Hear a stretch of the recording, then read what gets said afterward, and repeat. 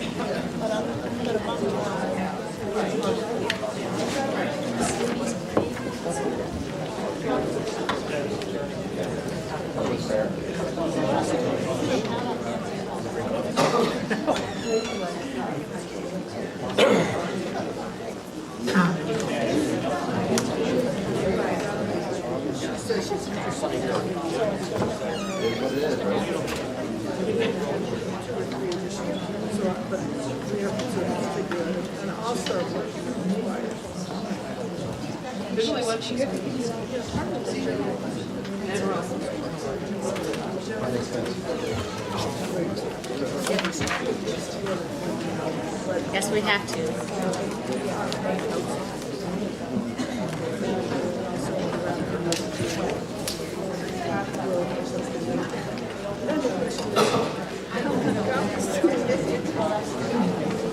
Actually, I sort of want to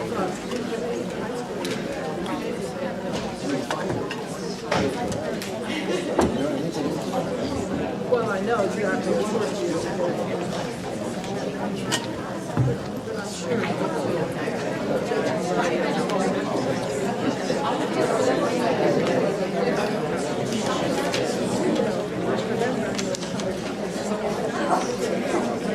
for me, it's a big deal.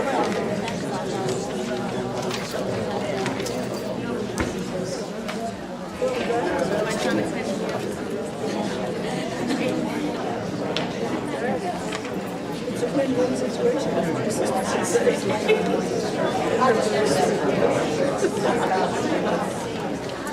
Okay, that's good.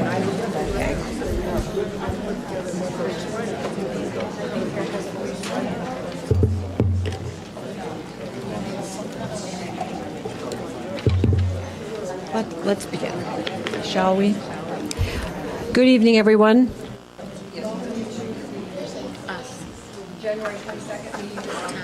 Planning and Development. We have a quorum. I'm calling the meeting to order. The first item we have is approval of the regular minutes of the January 8th meeting. Second. All those in favor, please say aye. Aye. Any opposed? All right. The minutes are approved.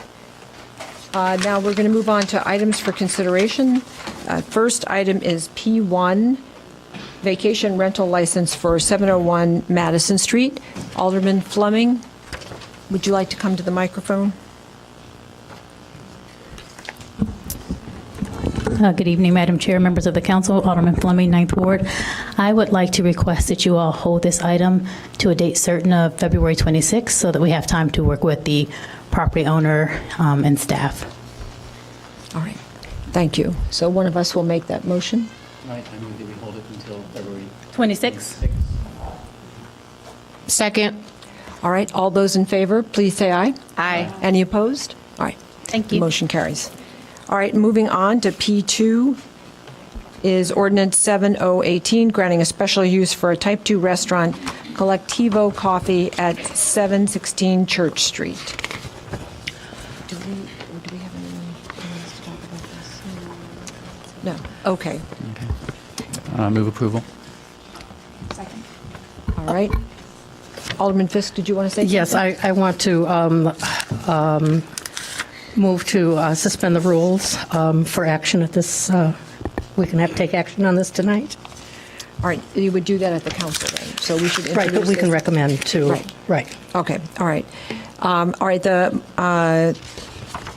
It's been, Ordinance 7018 has been moved and seconded to grant a special use for a Type 2 restaurant, Collectivo Coffee at 716 Church Street. All those in favor, please say aye. Aye. Any opposed? All right. Okay, so that will be moved on to the council with the request to suspend the rules. Now we're moving on to item P3, Ordinance 13018, granting a special use for the expansion of a religious institution and major zoning relief for a third-story addition at 2014 Corrington Avenue. Move approval. Second. Introduction, I guess. Move introduction. Yes. Madam Chair, there are some folks here for citizen comment. Yes, I see that. First is David Schoenfeld. I believe you are the only person I have signed up for that at this point. If there's someone else, we'll get to them. Okay. Thank you, Madam Chair and members of the council. My name is David Schoenfeld. I live at 2039 Orrington. I'm here speaking on behalf of a group of about 10 neighbors in the immediate vicinity of the Chabad house who have been working with Rabbi Klein throughout this process to accommodate Chabad's needs and the concerns of the community. As some of you know, I've been involved with land use issues in this neighborhood for more than 20 years as a member of the Northwestern Neighbors Association Board and as a member of the city's University City Committee. The concern about institutional intrusion in this neighborhood is ever present, given its vicinity and its proximity to Northwestern. And as a consequence, we have worked very, very hard consistently to preserve the residential character of the neighborhood and protect against unnecessary or excessive institutional intrusion. We are very appreciative of Rabbi Klein's efforts to accommodate our concerns in this regard in the design, and he has done a lot, and we're pleased with the physical design, but it raises concerns nevertheless, because what is being done here is to take what was built as a residential structure and irrevocably convert it to institutional use. It's relatively attractive as an institutional use, but it is permanently and irredeemably an institutional use, and there's no getting around that. So as a consequence, we've expressed to Rabbi Klein significant concerns about its use both now and in the event, which I know that Rabbi Klein, and frankly we hope is unlikely or in the very distant future. But you never know when an organization's concerns or plans may change and necessitate a move. And so we've been very concerned about two things. One is, how would this property be used in its institutional character while Chabad is there, and how might it be used by someone who would succeed them in this unavoidably institutional use. So we worked out a number of, we approached Rabbi Klein with a set of conditions that would accommodate our concerns and that we understood to accommodate the Chabad's intended use of the property. We based these on the 1978 Special Use Ordinance, which had a list of conditions, and we added a couple of other conditions, which I believe have been provided to you as pages 291 to 292 of your packet. There's a letter in which we set these forth. We went back and forth with Rabbi Klein. There were things we asked for that he needed, asked to prohibit that he needed, and we accommodated that. My understanding is, and he said that the conditions that are set forth here are agreed, and that was presented to the Zoning Board of Appeals as an agreed list of conditions. The ZBA was very complimentary of our efforts to work out these conditions among the neighbors. But then as soon as comment closed, they proceeded, frankly, to change them in material ways that are very concerning to us. There's a paragraph 3, item 3 is a list of uses that we're very concerned about, that Rabbi Klein has indicated he does not need. But the ZBA insisted on removing that paragraph for reasons that I frankly don't understand. They try to explain it, but it really gave me more concern rather than less, because their explanation was these are accessory uses. They could be enjoyed by any occupant of that property as a residential use. That's our concern. That's exactly what the concern was that motivated us to put that condition in there in the first place. The second change is that, I think it's paragraph 8, and this had to do with the termination of the special use upon Chabad's departure from that property. This was in the 1978 ordinance. Apparently, there's some suggestion that this is not proper, but I'm not aware of any change in the law underlying special use conditions, nor in the city code that would prohibit the council from doing today what it did in 1978 and limit the special use to Chabad. We know Chabad. We're comfortable with them. We know that they know us. The institutional use of the property by them is something we're comfortable with, but that's it. We don't want this to be some other organization could come in here, put this property to a different use once Chabad leaves, and that's the concern that we've got. So our request is that the council and this committee honor the agreement of a group of neighbors who got together to work out their concerns and did so in a productive way that's enabled us to come to the council and the committee to say that if these conditions are adopted by this council, we support this plan and we want to see Chabad thrive in this property indefinitely. But we need these conditions to be in that position, and so we ask you to adopt them as they were negotiated between the parties. Thank you very much. Thank you. Alderman Fisk? Thank you, Madam Chair. This is one of those situations where things have worked out exactly the way that we as aldermen would hope, that a group of neighbors and a property owner have gotten together and discussed terms for a special use and have come to an agreement, an amicable agreement. And thank you, Rabbi Klein, for your willingness to listen, and thank you, neighbors, for your willingness to participate. It's been a really wonderful working relationship. I'm frankly surprised at ZBA's response, and I would like to amend the motion to include both item 3 and item 8 in the agreed list that was developed through discussions of Rabbi Klein and the neighbors. Alderman Fisk, can you tell us again what item number 3 is? Okay, item number 3 is use of the premises will exclude other uses described in the Evanston zoning ordinance, section 6-8-2-4, including use as a bed and breakfast establishment, cemetery, child residential care home, daycare center, planned development, public utility residential care home, or transitional treatment facility. That's number 3. I believe that is here in the ordinance now. It's Okay, all right. Yes. I'm reading off this. right. It is. It's And- here in section 4, subsection D. Okay. Okay, fine. And then, okay, so that's in. And then item 8 in the agreement is the special use shall apply only to the Lubavitch Chabad of Evanston, Inc., and will terminate if the Lubavitch Chabad of Evanston, Inc. sells or vacates the premises.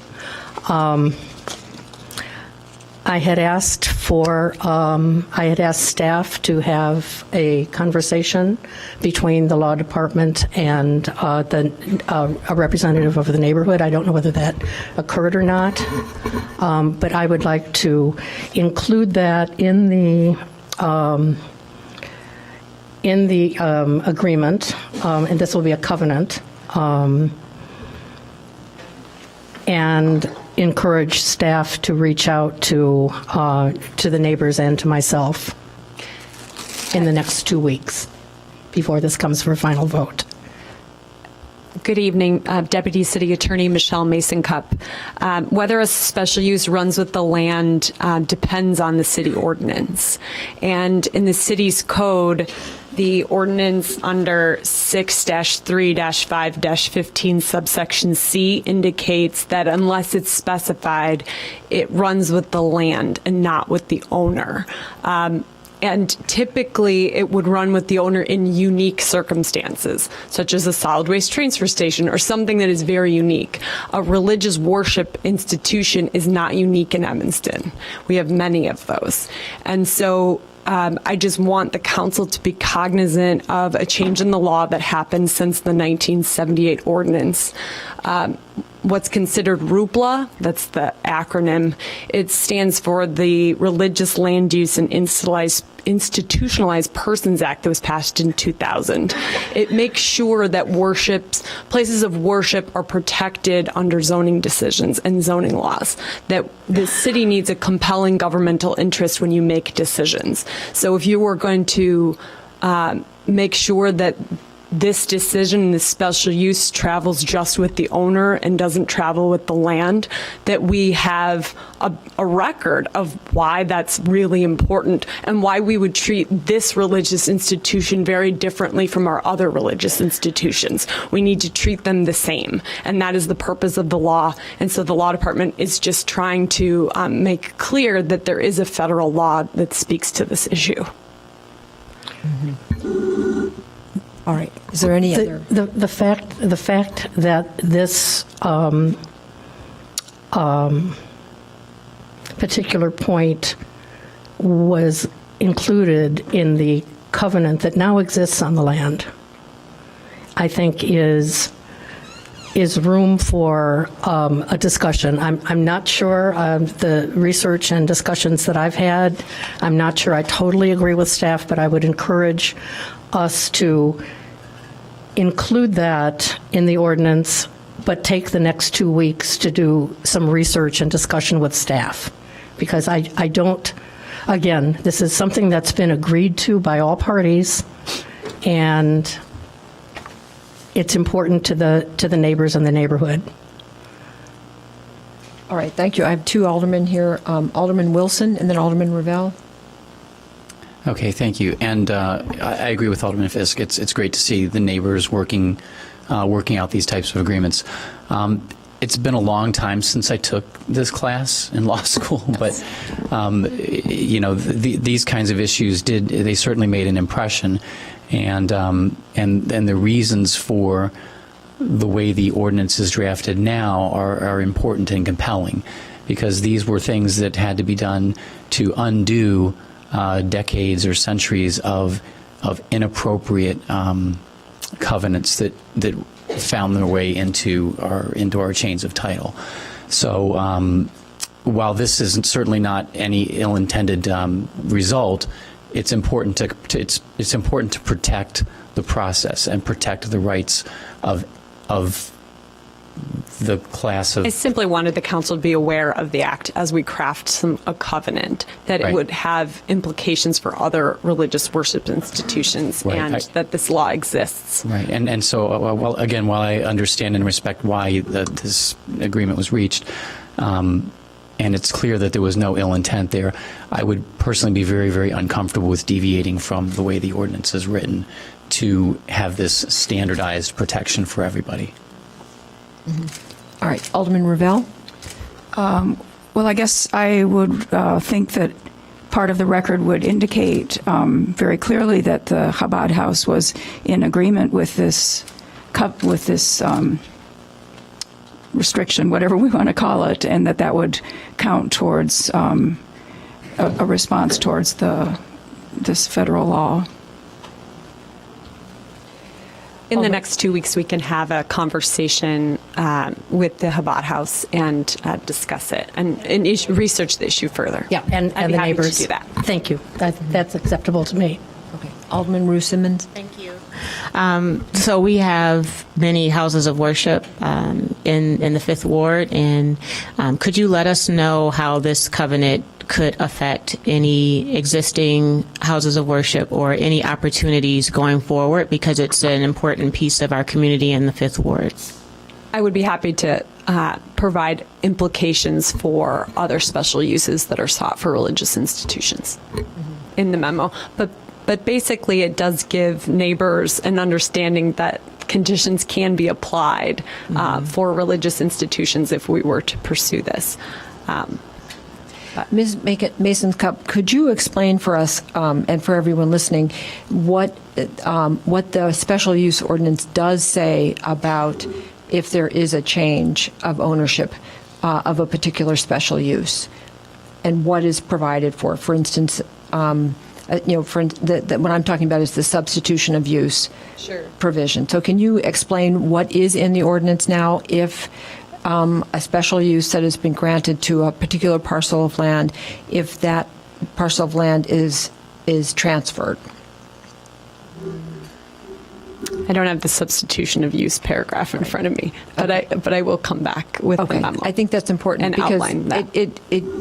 If there is, my understanding is if the property is transferred, then the substitution of use is section of the ordinance is triggered, and then the zoning administrator examines the new use and has to determine whether it is a very close compliance with what the special use was that was granted, or if it's different, then it has to start the special use process over again.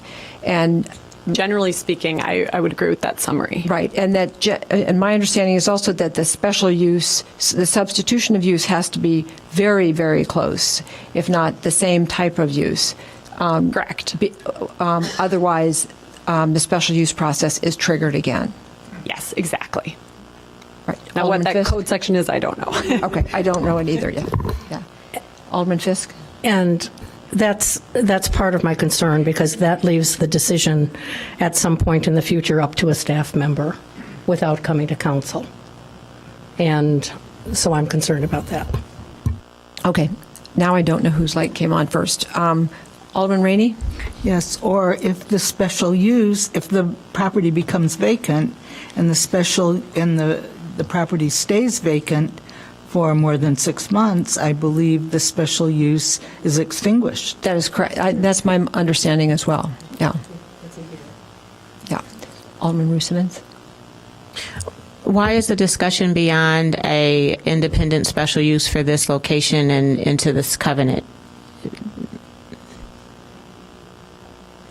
I think it arose because one of the conditions is that the special use terminates if the owner changes, versus the city code states that it travels with the owner. If the owner changes, that special use remains with the land.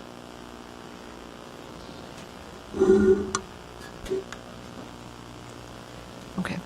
So there's no action on this? Yeah, we're introducing this? Okay. All right. And then then the law department will come back to us with more information when we get back. All right. Thank you. All right. So moving on, we're And I did make a motion to amend. It was not seconded. all right. I think that we do need to introduce. So the amendment failed for a second. So we return to the original motion. And all those in favor of introducing, please say aye. Aye. And any opposed? Okay. All right.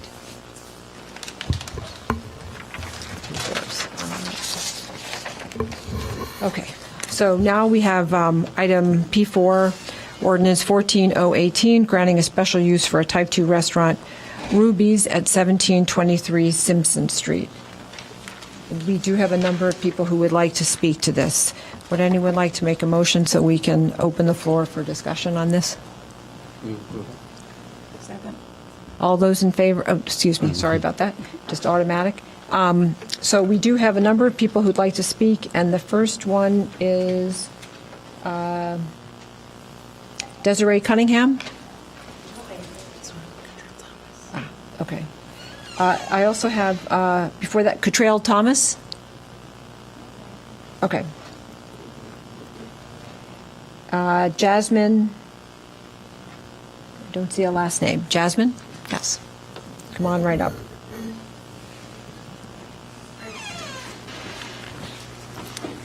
Hello, Council. My name is Jasmine. I grew up in the 5th Ward. I'm a resident of the 5th Ward, obviously.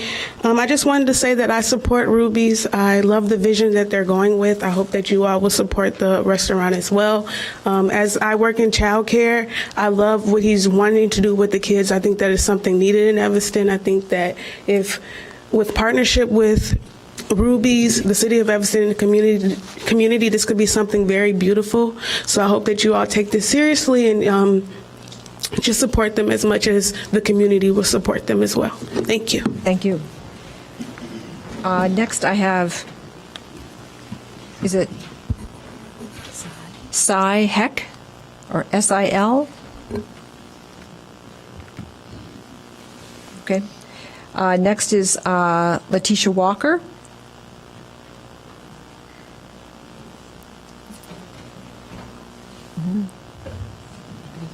All right. Then after Ms. Walker is Nichelle Askew.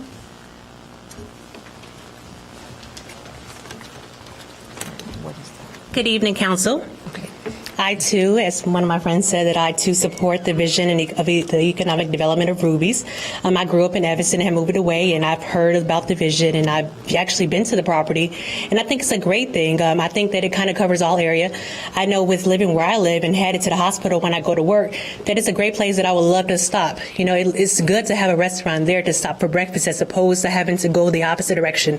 So it provides great convenience for those that's coming or leaving that community, you know, wanting some food. So I support it, and I wish you all well as well. Thank you. Thank you. Okay. So now Nichelle Askew, and after that is it Katia Hung? I'm sorry if I'm butchering these names. Hi, good evening, Council. I, too, am also a 5th Ward, or grew up in the 5th Ward, and got to enjoy certain amenities of the 5th Ward that are disappearing now. There were more things open for us to do and places for us to go. And I see Rubies as one of those places that is welcoming the kids into sort of a safe haven, something for them where they're not just standing on the corner doing God knows what. And I see that, again, the vision for Rubies is something that will help them develop. The programming he has in mind will help them develop skills and, you know, just get other knowledge to help them become the young men and women that we want them to become. And also the restaurant will give, you know, it's just something different in that community, you know, because there's a lot of unhealthy restaurants there. And with this, you know, they'll have the opportunity to get salads, sandwiches, where if they can't travel downtown, it's right there in their neighborhood. So I do hope that the council does support him in this, and also, you know, helps him with the conditional recommendations that the appeals board made to help him get those windows and stuff taken care of so that this can open. Thank you. Thank you. Okay. We have Katia Hung. Or Antonia Simpson.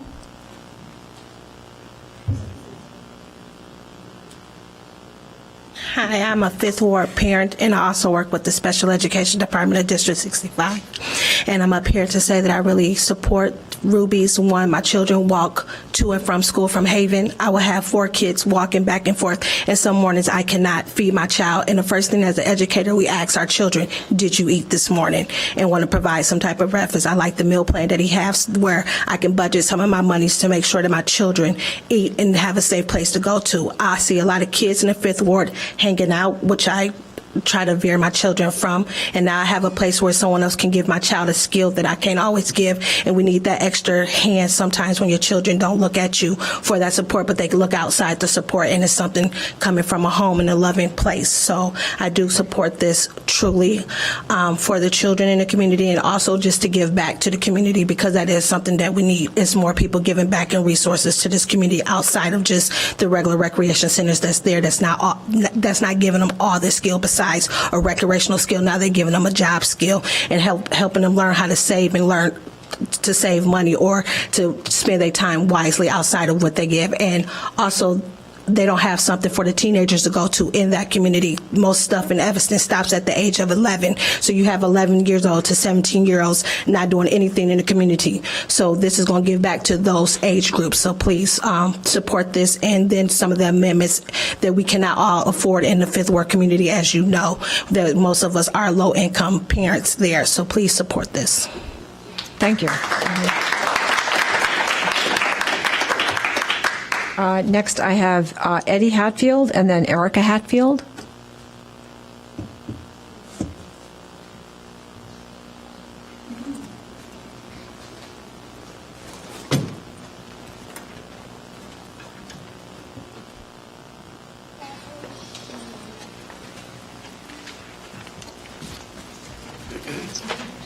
Hello. Good evening. I would like to say I support Rubies. I grew up in the Fifth Ward, and I think it's going to be a nice restaurant. Thank you. Hi.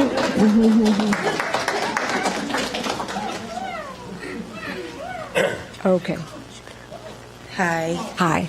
I support Rubies also. I wanted to know about, with this being such an innovative idea for the Fifth Ward, will there be any development funding, anything of that sort being offered to Rubies? I don't know at this point whether there is or not. There are programs that business owners can apply for from the Economic Development Fund of the city, but have they requested? They haven't requested it at this time. Oh, okay. Okay. Thank you. Thank you. All right. Is that everyone for P4? Anyone else who'd like to speak to P4? Okay. All right. That brings it up to us. Would anyone here? Oh, yes. Alderman Rainey. Thank you, Madam Chair. I think that this is a perfect location for a restaurant. However, I did attend the special use meeting of the Zoning Board of Appeals because I was interested in Rabbi Klein's item, and this was on the same agenda. And one of the things that I heard, and I was glad to hear, and one of the things that is pretty clear in the presentation that we received from our staff is that, and I'm going to read it, the ZBA recommended approval of the special use for a Type 2 restaurant, Rubies, with the following conditions. 1, the glass block windows must be removed and replaced with transparent and unobstructed windows without bars. That's a good thing.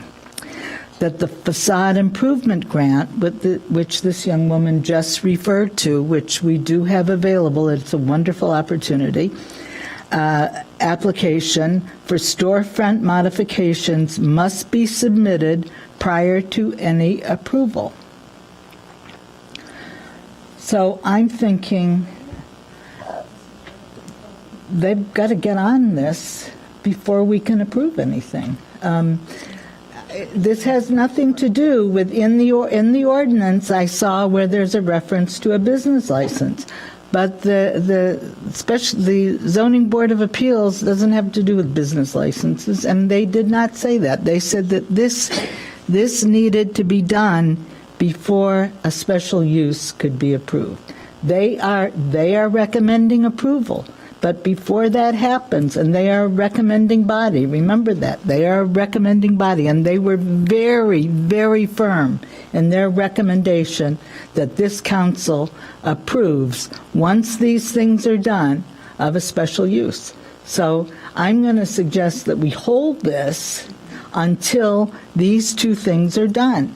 They've got to get an application in, and the Economic Development Committee meets 31st? 24th. Huh? 24th this Oh, we week. meet the 24th? I thought we changed. All right, so that's, Oh, wait, that's, it's the 31st this. Sorry.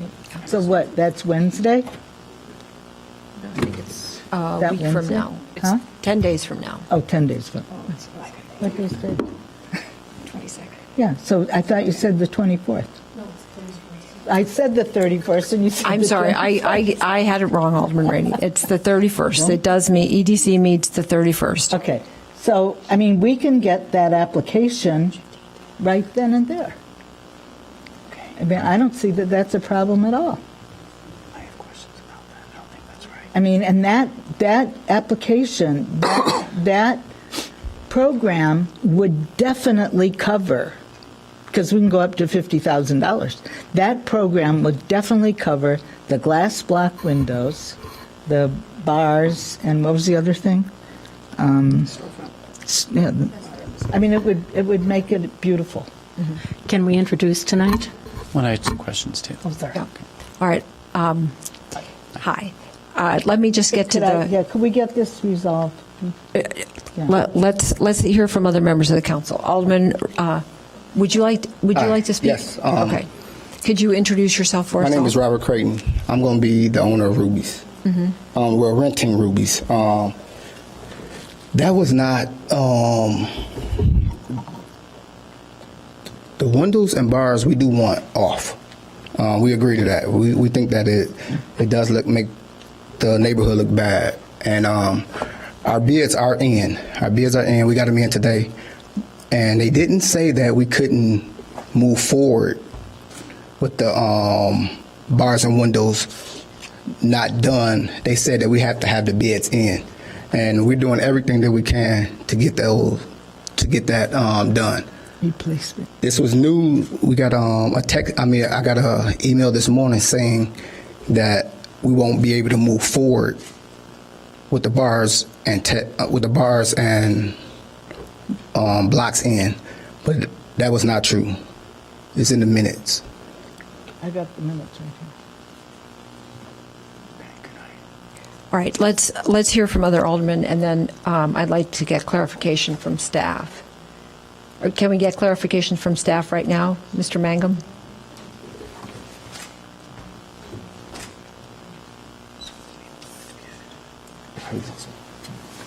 On this item? I'll call for them. Yes. Yes. Good evening, Madam Chair, members of the committee. Scott Mangum, Planning and Zoning Administrator. So the Zoning Board and DAPR has both reviewed this proposal. Both groups agree that the windows, they're glass block currently, should be replaced. That's a needed improvement for the aesthetics of the building and to improve the pedestrian experience along Simpson Street. Zoning Board had two different conditions. One, that they should essentially be removed, the bars and the glass block windows, and then also that they should submit a grant application for the storefront prior to any city approvals per the discussion from the applicant about the intending to submit for that program. So staff believes and often with condition approval for physical improvements, those conditions would actually occur prior to issuance of a business license. So that's what's in the ordinance currently. Okay. All right. So that's not what you understood, but That's not even what the email that he wrote this morning said. Well, I think. Okay, I didn't know you were going to go. So I think that we'd have to look at the minutes, and it is in the minutes, and that's why the staff drafted the ordinance the way they did. Okay. All right. So we have two other aldermen who want to speak on this issue. So Alderman Rue Simmons. Thank you. So I know I've been very clear on not supporting this without the block windows and the bars since the beginning. And I was CC'd in the email exchange from today and saw that was clearly communicated. The most current explanation of the business is certainly inspiring. But since our first introduction of the business, it's been very fluent. Initial vision, fitness gym, a meal prep place, a banquet facility, a restaurant, and now to a community center with programming for youth. The recommendation that we have right now is for special use with a restaurant that would allow a total of 10 people. Your proposal states that you would have 4 to 5 full-time staff people, which allows you to have, a few customers at a time. And second phase seems to be very much in sight. That's the dialogue, the messaging that you've put out, and the community understanding that it is a place of programming. You mentioned at our community meeting that you were in discussion with District 65 to bring programming there. Correct. And I would like to see more details on that second phase to see if the building is even compliant for the proposed use. Understanding that expanding beyond the 10 people will require another bathroom, but if you're going to do programming, are you limiting that to the amount of people that is required within the terms of the size of the building, the compliance with whatever that second bathroom is? So we didn't say anything about. We said we was going to move forward with that second phase. First phase, we understand that we can only have 10, and we was going to run the restaurant to build capital so we can run the second part, so we can have second phase, and that was building windows, building the washroom. And we didn't say anything about second phase walking into the building. We said that we wanted to build capital. And the conversation that me and you had, that was a personal conversation when we first met. And I told you a couple of different ideas. So what I put on paper is totally different than what you're saying right now. Okay, so even on paper, I'm pretty sure I read a second phase. Right, correct.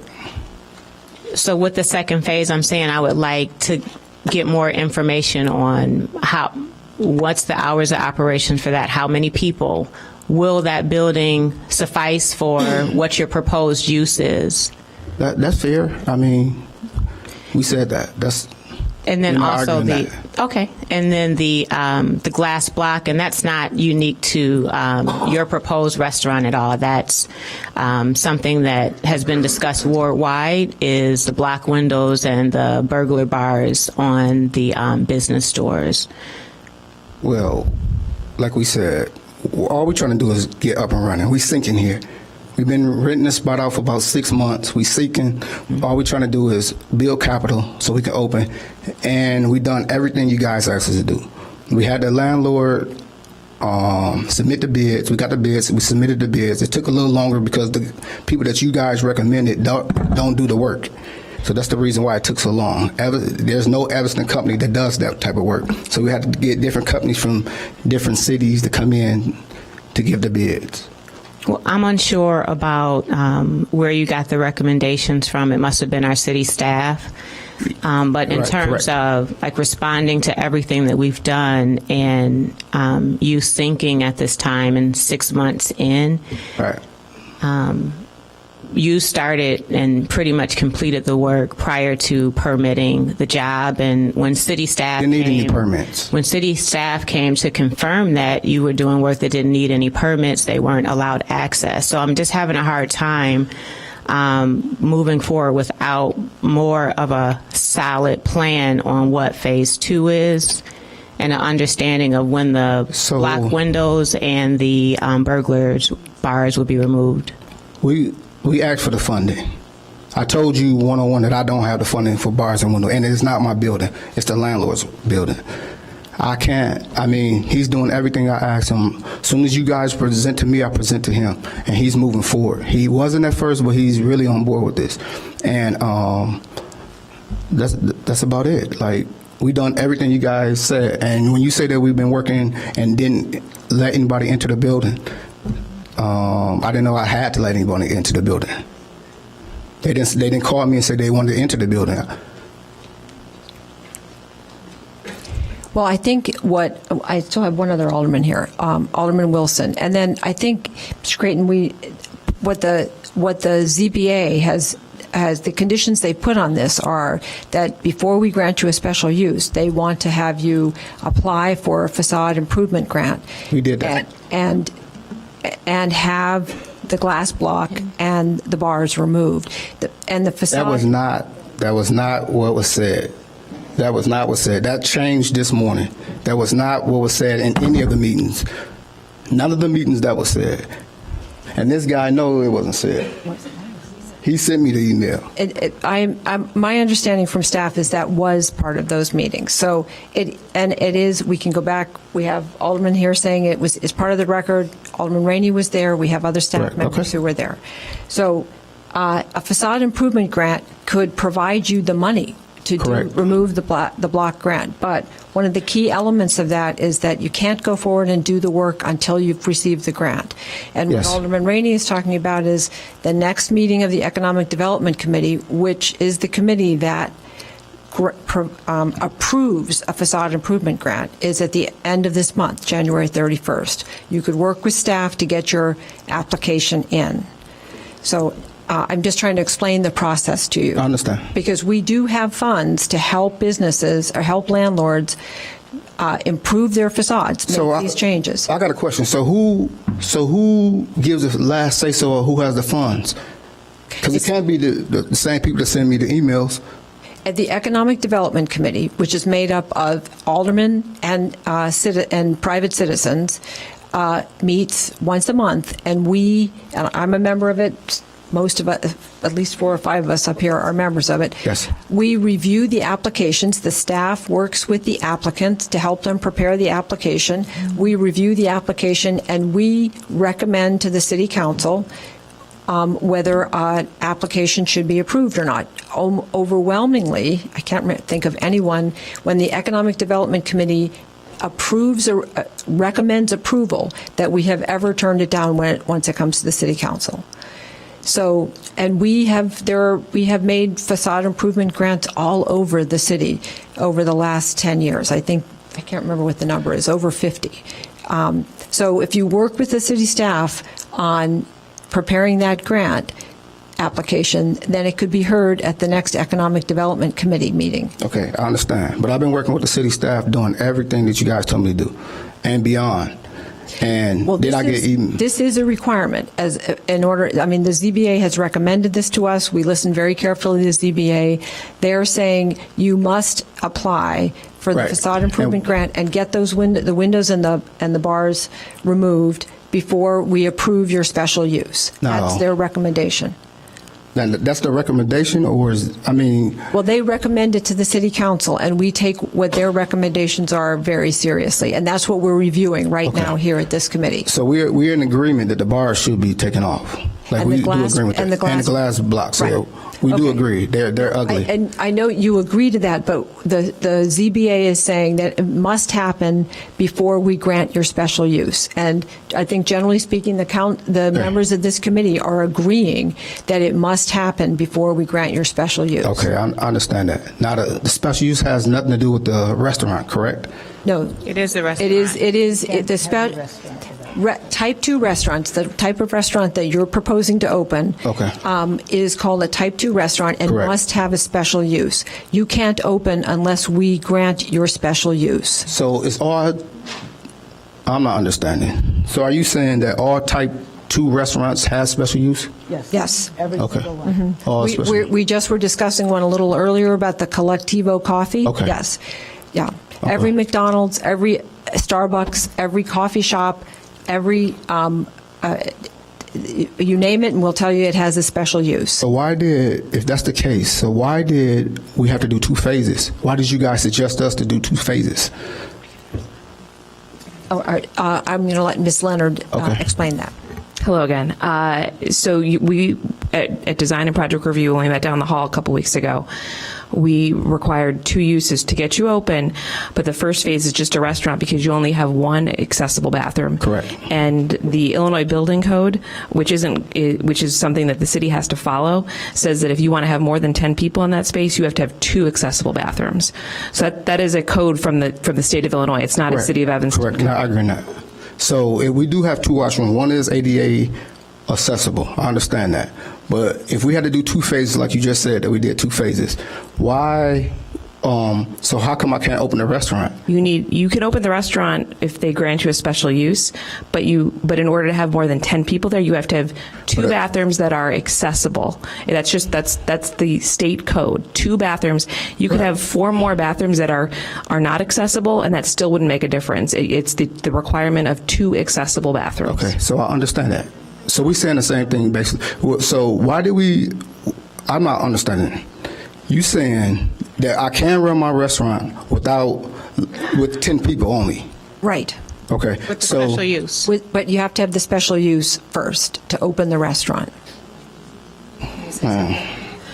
So I'm sorry, I'm only. Right, hold on. I do have some aldermen who, go ahead, Alderman Wilson. I'm sorry, I was trying to explain things. Go ahead. Okay, and I had some questions, and I think you've answered some of them. Right. Some of the speakers talked about I think really what amounts to your future plans for the space, right? Correct. Programming and such. And as has been fleshed out, this is just the special use for the restaurant, and you just want to get going with the restaurant. One thing I am a little confused in this issue about this facade thing. I'm a little puzzled as to why we would make applying for the funds a condition. I don't care who pays for them. If they want to pay for it themselves. They can do it. Oh, yeah. Yeah, Right. so that doesn't seem like this subsection E. They couldn't pay for it. They couldn't afford it. If they can do it by themselves. But so the ordinance is drafted in a way that says they have to ask for the money from the city.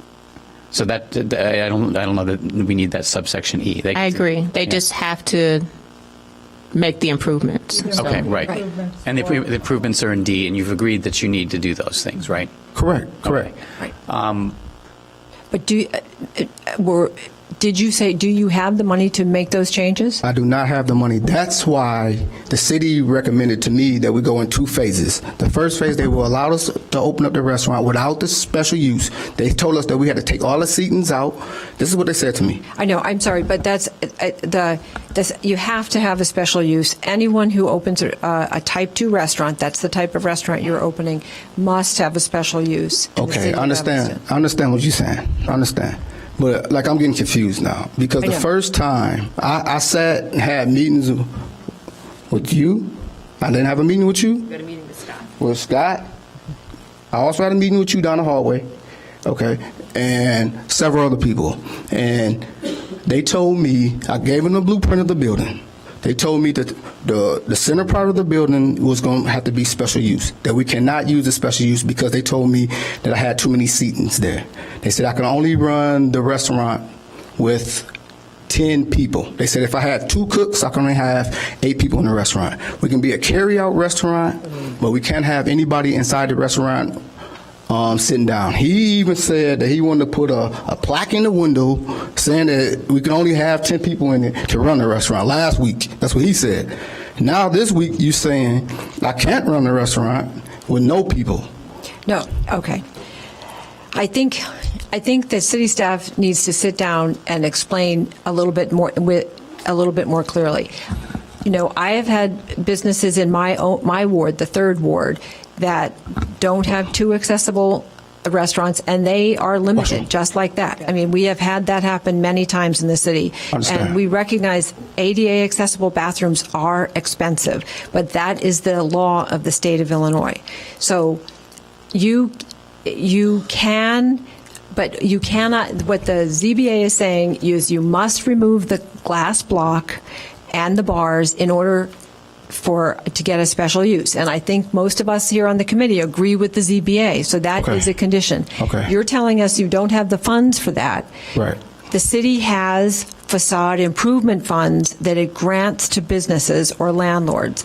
So what we are recommending to you is that you apply for those funds, I get understand those all that. funds, then make the changes in the building, and then we can grant your special use. Okay, so how was the restaurant running before me? It was a restaurant there before me. I didn't change anything in the restaurant, went in there, cleaned up, painted, and everything. How did the restaurant run before me? Now, When I don't know how the restaurant ran there before, but the building has been vacant for a period of time. Ms. we are Leonard, coded. hold I on, gave her hold the on. code. She said the same thing. She said, you guys, inspectors, came in and inspect. I gave her the paperwork. Just because he was not selling does not mean that you guys wasn't doing your inspections. We done the inspections. Go ahead, ma'am. Hold Go on. ahead. I'd like to let Ms. Leonard respond to your question Okay, Ms. about how Leonard. it operated before.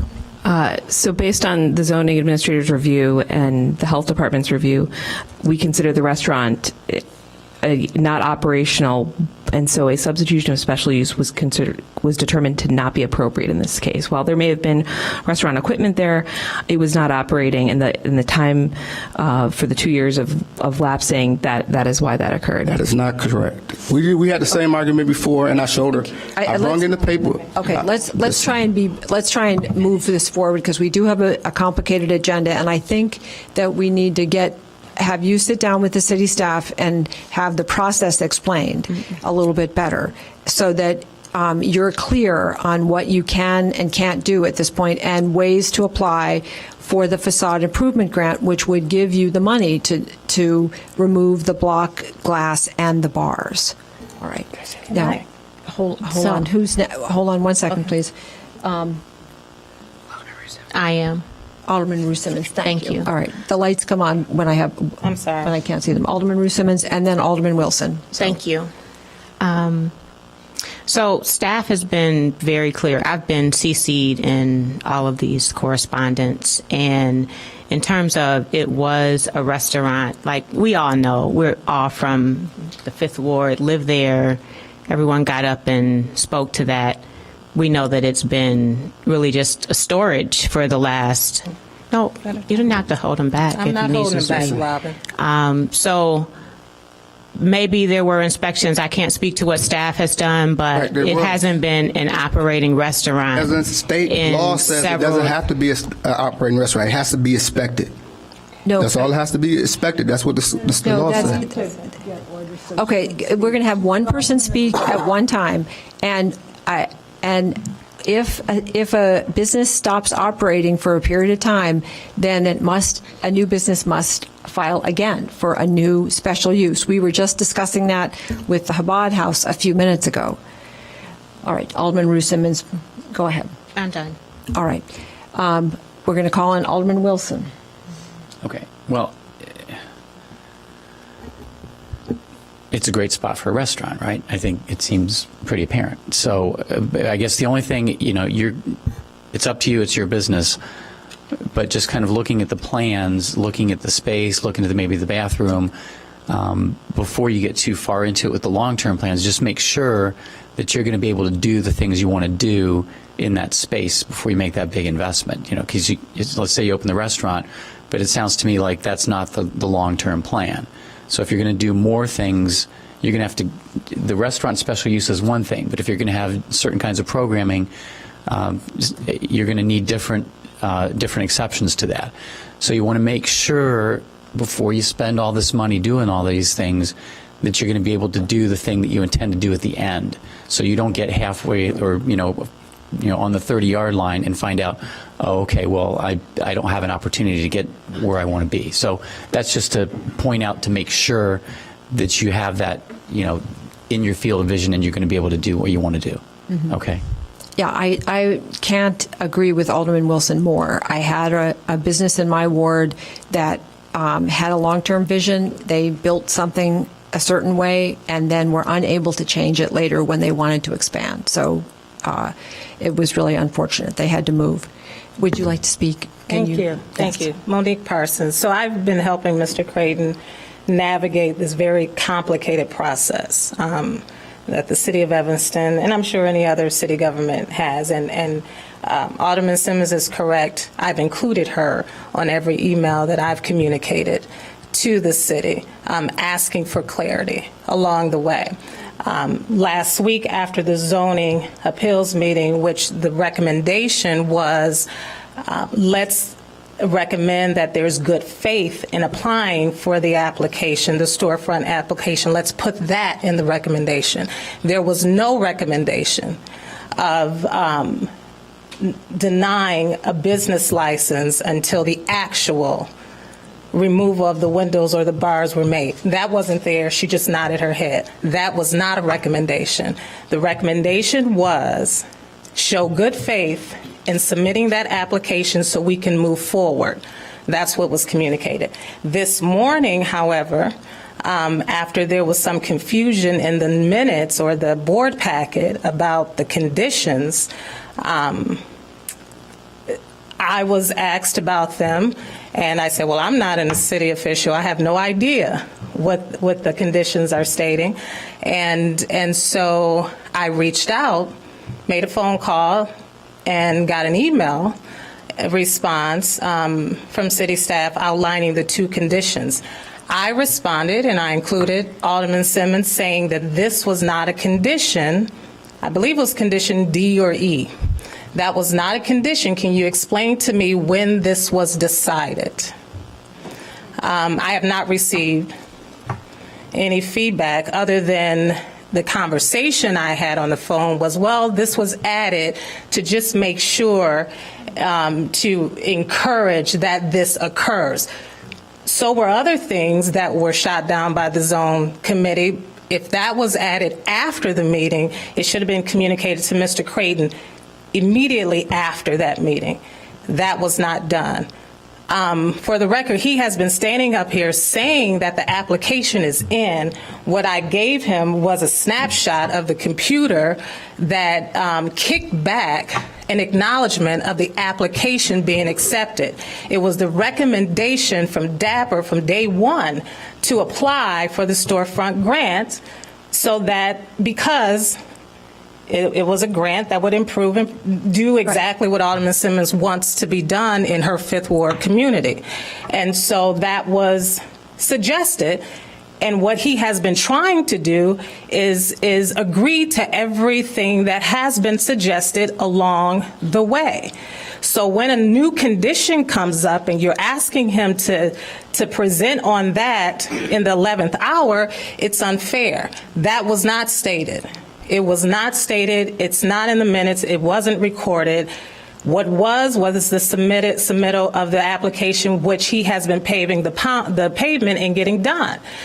And also he stated, and I don't think anyone heard, that Evanston Glass and Company was recommended as a company to go to get this done. We were told by Evanston Glass that they don't do that. I made a call to the person that recommended that company, and she said, okay, don't worry about that, that's fine, just send me an email stating that. I too then copied Alderman Simmons in that response. So he has 3 bids. He didn't pull them out of his folder, which he was supposed to, but he also received a snapshot saying that thank you for your submission of the storefront application.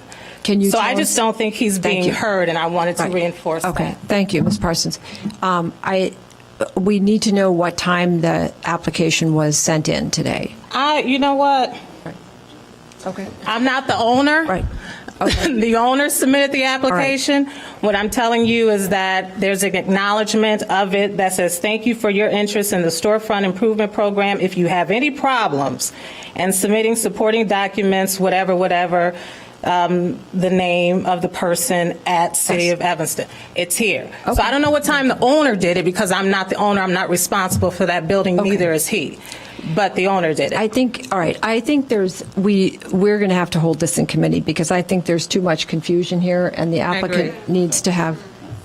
I'd like to make a motion to take this condition E out. Yes. So the condition, and it sounds to me like this was a new condition that was added in about the submission, and it's great if you did it, because again, it's money. So if you can get some support or whatever. But making that a condition of the special use doesn't seem to be what was generally intended. Not So necessary. I move that we strike subsection 3E regarding the facade as one of the conditions. So Second. that that's no longer. Take it out, but it was a very prominent part of the discussion. Yes. I saw It was. I saw that. Yeah. Because the only reason it's in was to help him get the other part done. And he can still do it. I mean, yeah, but Right. but to require it, We'd rather have him use it's a his own condition. money. Well, sure. All right. So that item, subsection E, So that's just a motion. To has modify the been moved and seconded to be stricken. To hold it in committee, Well- and it was already seconded, I think. Okay, Okay. so we'll hold it and we'll address it later. All right, so, Mr. Creighton, you do not have to, you're not required to file for the storefront improvement grant, but the special use is conditional upon removing the glass block. And we are holding this matter here in planning and development for 2 weeks until the next meeting. So, okay, And then cool. during that time, city staff will meet with you and set up a timeline with you to explain that there's the restaurant special use process and then for your phase 2 process and what are the necessary steps for that. So, one more question. So, once we go over the minutes and it wasn't in the minutes, then what? We've already stricken it. You don't have to. We just did it. We Okay. just voted to strike that procedure. Not that.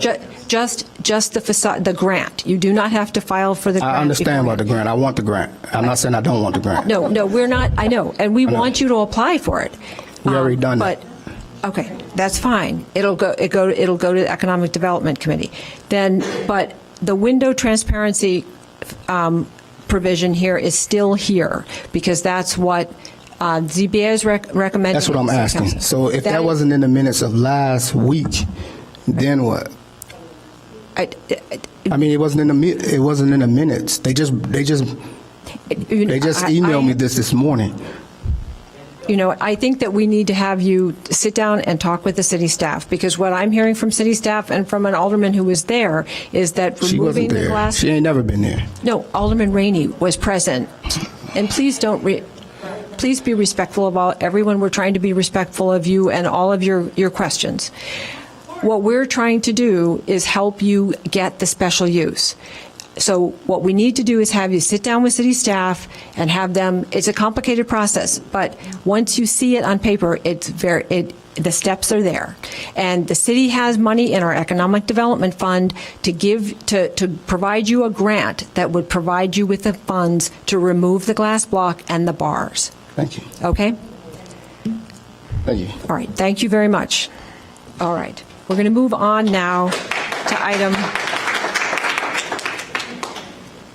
Okay, we're going to move on now to item P5, Ordinance 5018, granting special use permit for a planned development located at 601 Davis. I believe we have a presentation by the applicant here. First, why don't we clear the room for a second? All right. Yeah, all right. Okay. I understand you have about a 10 to 15 minute presentation for us? Around 15 minutes, plus or minus. Okay, all right. If you could hold it to 15, we'd all enjoy that.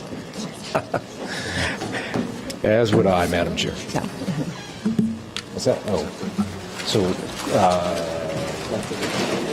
oh gosh, okay.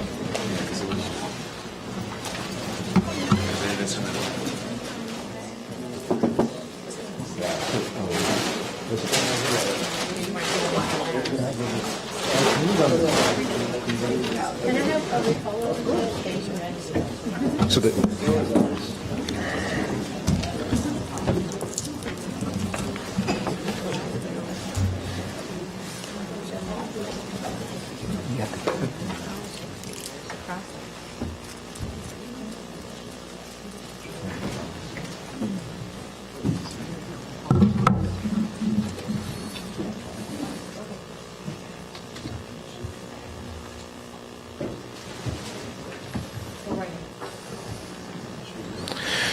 Good evening, Madam Chair and members of the committee. My name is Dave Cocaine. I am the CEO of Vermilion Development.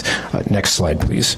To give you an overview of this evening's presentation, I'd like to share a little bit about the chronology of this project with you, talk about some of its basic attributes, some of its more salient characteristics that have engendered questions and even some criticisms, and then finally turn to public benefits. We will not have in the interest of time, we will not have a comprehensive design presentation, but our architect is here, and we are glad to answer additional questions as the committee sees fit. Next slide, please. Next slide. So this project started 3.5 years ago in August of 2014. At that time, we had just come off as a firm a very successful project in Hyde Park that was the legacy of then Alderman and now Cook County Board President Tony Preckwinkle. We had been encouraged to look for a project in Evanston, and shortly thereafter, Remark Corporation, Martha, and represented by Greg DeStefano, put out an RFP for redevelopment of the vacant lot just immediately west of the university building that sat there since the 1980s. We were very enthusiastic about that opportunity because it really reflected some of our core competencies of taking vacant or underutilized sites and transforming them into something vibrant. So we began a very long and tedious process, as this chronology on the slide shows, working with Chase Bank to get it to bring its parcel to the table, and we used the relationship we had with Chase. It was a very long process involving city staff at the time. And in addition, lots of conversations with city staff and others. Beyond that, in 2015, before the passage of the IHO, we sat down with then Mayor Tisdale and asked her about her priorities for development. And she said that her number one priority was trying to help the homeless kids in the Evanston school system.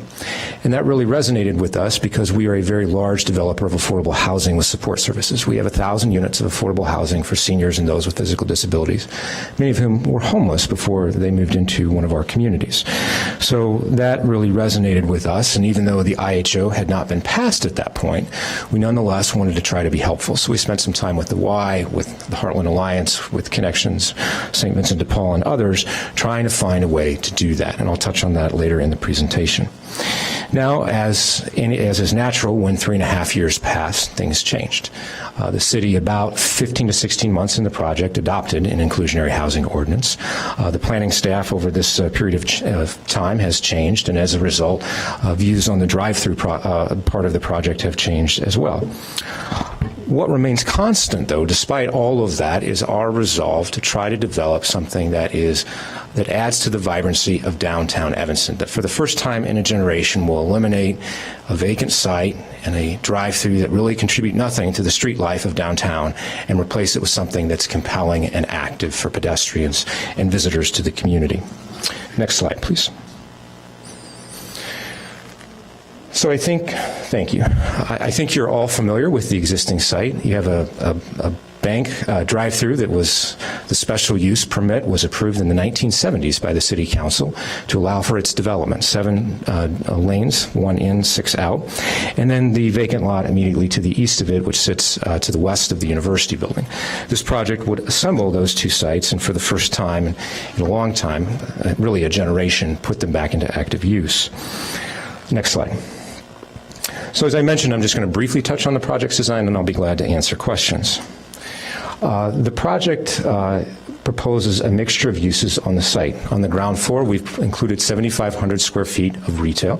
Above that, 4 floors of parking to serve the project and a residential tower. As you'll notice, the project steps back from Davis Street, creating a break in the facade, which I'll touch on a little bit later when we talk about the pedestrian experience along Davis Street. Next slide. I should mention it includes 318 residential units, 176 parking spaces, and is roughly 350 feet tall. On the west side of the building, there is a glass feature that will allow us to put a piece of art. We've also, as a part of our public benefits, included dollars for a piece of public art in Fountain Square to complement one another. And on the east side of the building, which is shown on the next slide, we have really tried, not only the east side, but throughout the base podium, to complement the architectural vocabulary of the university building. And I think that's one of the reasons we received a unanimous positive recommendation from the Preservation Commission. Next slide. So let me talk about some of the project's most salient characteristics, and one, again, that people have asked questions about and some have criticized, and let me just address them head on. The first is the project's height. As many of you are aware, this project is on one of the densest blocks in Evanston. By most measures, the tallest and fifth tallest building is located on this site. And as you can see, to the north, to the west, and the south are all dense, tall projects. Though it is taller, and this diagram shows it nicely, it is not out of context in terms of its height. Indeed, if there were going to be a tall building in Evanston, this is the place where it would go. In addition to that, and because of the historic building immediately to the east, which we have opted to preserve, that was one of the early decisions we made. Let's preserve the university building rather than tearing it down. It drove the building's height about 60 feet taller than it would otherwise be. So if we had just knocked down the university building and built over that site, the building would be roughly the height of the Chase Tower rather than higher than it. I think equally, perhaps more importantly than height, though, next slide, please, is the pedestrian experience. And what we tried to do with our podium, which is the part of the building that steps forward onto Davis Street with the ground floor retail and parking above it, is really create a podium that both in height and facade treatment is consistent with the surrounding buildings. And so you're looking at the bottom of the slide at the north side of Davis, and as you can see, our podium is about 58 feet tall. If you look immediately east of the university building, that building is 72 feet tall, and as you go west, obviously some of those buildings are much, much taller. Next slide. And then on the south side of Davis Street, again, the podium is designed to reflect the height and the scale of many of the buildings on the south side of the street, which range anywhere from about 55 feet to 61 feet, ours being 58, so right in the middle of those. And I think this will create, again, something that's very pleasing and really adds some vibrancy and active uses to Davis Street. Next slide. So that's the building's height. And for the first time in 30 to 40 years, we have the opportunity to kind of knit back together the street wall. Let me next talk about the drive-through. The drive-through, as I mentioned, has been there since the 1970s. It was approved by the City Council as a special use, ironically enough. Early on, when city staff and Chase were talking, Chase made very clear that preservation of the drive-through was important to its business operations. Now, what Chase was willing to do was to take an 80-foot drive-through and reduce it to 12 feet. So at least from my perspective, when I think about having a development allowance for the drive-through, what I really think we're doing is simply enabling the vast reduction in size of the existing drive-through. Now, much of the concern with it centers on the protected bike lane on Davis Street. I've looked at it. I've looked at the protected bike lane on Church Street, and when you do, you'll find there's about 35 curb cuts among streets, alleyways, and driveways. We're taking this from 80 feet to 12, one of the most intrusive to one of the least. In fact, if you look at the city's parking lot a few blocks west, you will find that the curb cut there is, in fact, larger than the 12-foot curb cut we are proposing here. Next slide. And as you can see, we have also significantly reduced, and we've limited to one-way in versus both in and out off of Davis Street in this new configuration. That blue path also reflects one of the staff concerns that were expressed of trying to create a path in for bicycles. Next slide. A third concern has been the number of development allowances, and I thought this comparative slide would be helpful to you. If you look at the slide, the right-hand part of the slide, what you will see is several projects that have recently been approved in Evanston. And as you can see, we have requested 8 development allowances, although we are working with city staff, and I understand that they need your authorization to proceed further on this, to lease parking from the city, as other developers have done with large mixed-use projects, which will reduce our number of allowances to 7. And that would put us roughly at the average of many of the other projects on the slide. As importantly, if you look at the table on the left, you will see it is very common for projects in Evanston to request relief on height, FAR, etc. So I don't think, and that's not a bad thing. What that essentially allows is more input for the council and the community in reviewing these projects. If it were as of right, if we didn't have to come to you to seek these development allowances, there would be much less input. So I don't think having development allowances is a bad thing. I think it's just a function sort of by design in your code. Finally, let me comment on a couple of other items. Next slide, please. This shows you how the facade treatment has evolved, as have many other attributes of the project over time, both as a result of city staff input, filling in the windows as an example, as well as that of Design Evanston and the group that is very concerned about migratory birds in the community. We tried to be responsive to those and many other comments we received. Finally, with regard to traffic congestion, we, as do many other applicants, had this studied multiple times, and basically the consultant concluded that the amount of traffic that would be put in the alleyway would not be injurious to the traffic flow there. It doesn't have any dumpsters or anything like that, so it's a very wide alleyway allowing for easy traffic flow back and forth. So in summary, to sort of sum up some of the concerns that have been raised, and then I'll talk about the project's benefits. Evanston has tall buildings, and we are on one of the blocks that feature those. That was long ago decided. We think this is an appropriate contextual solution on one of the densest blocks in Evanston. It creates an architecturally pleasing pedestrian experience. It substantially reduces the size of the existing curb cut and requests a quantity of development allowances that is typical of many of the major projects that have been approved in Evanston. Let me then turn to our public benefits and project attributes. Next slide. So you have an ordinance, you're all familiar with it. We added some boldface because I think our project really captures a number of these. Two in particular are unique. Next slide, please. First, we're preserving an historic structure, as I mentioned. That is something that is unique to this project vis-a-vis many of the others that have been approved in Evanston recently, these large multifamily projects. As I mentioned earlier, it would be far easier, the building would be shorter, it would be less costly and more efficient just to tear the university building down. And other developers have made different decisions relative to existing structures, but we thought this was important to preserve. And we chose to do that at considerable cost. So the project involves not only preserving it, but enhancing it through improvements to the facade, the mechanical systems, the ADA, accessibility, etc. Secondly, the project, as I mentioned earlier, will eliminate incompatible land uses, which is another acknowledged public benefit in the ordinance in downtown Evanston. Next slide. These two lots break up the street wall. We all know that. They contribute nothing to downtown. We will repurpose it and make it vibrant.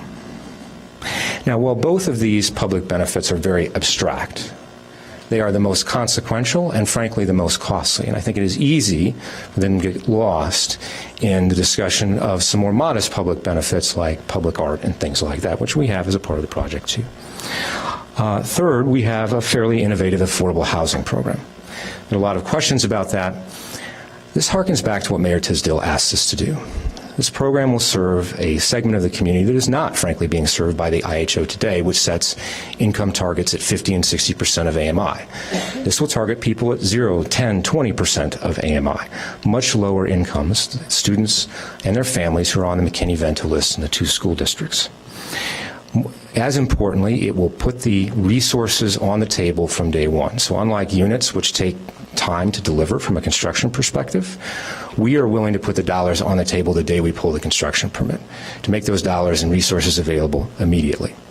And because we're doing both rental assistance and homelessness prevention, it'll serve around 80 to 85 families a year. Now, it's important to note that when you value the things that we're doing, and I should have mentioned the additional on-site units as well, we're doing 4 on-site units, that when you look at the value of that, and you've been provided a supplement from the staff, that equates to roughly the in lieu of fee based on the value. So let me wrap with a few other things. Of course, this project also generates considerable tax revenues for the city, which is historically, at least as a part of other planned developments over time, has been recognized as part of a public benefit. About $1.5 million annually in property taxes, $400,000 in sales taxes, and about $1.7 million for the city in permit fees. Next slide. So we think it offers a number of public benefits, some more modest ones as well, green technologies, local hiring, MBE, WBE participation, public art, as I mentioned earlier, et cetera. Next slide, please.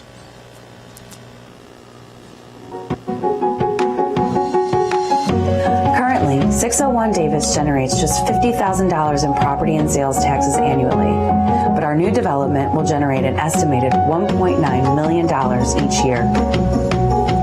Think about how that number multiplies. The project also includes 4 affordable housing units and $1.5 million to create a rental assistance and homelessness prevention program that will help an estimated 80 families per year.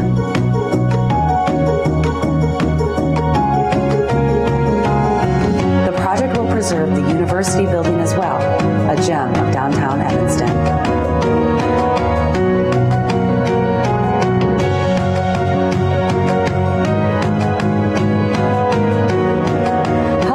Preserve our past and build our future by supporting 601 Davis. So in conclusion, we think that the project, next slide please, offers many important attributes. Let me say finally that from my perspective, development and density are not an anathema.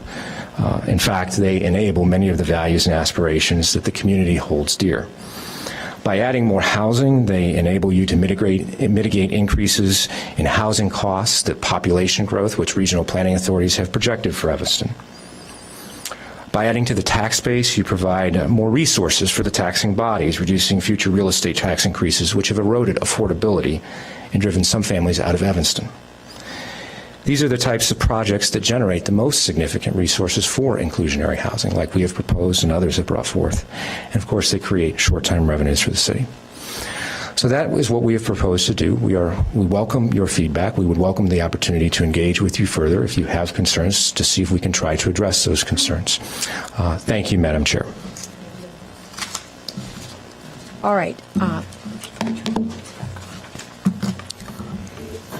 In order to get us started, did we already move on this? Did we?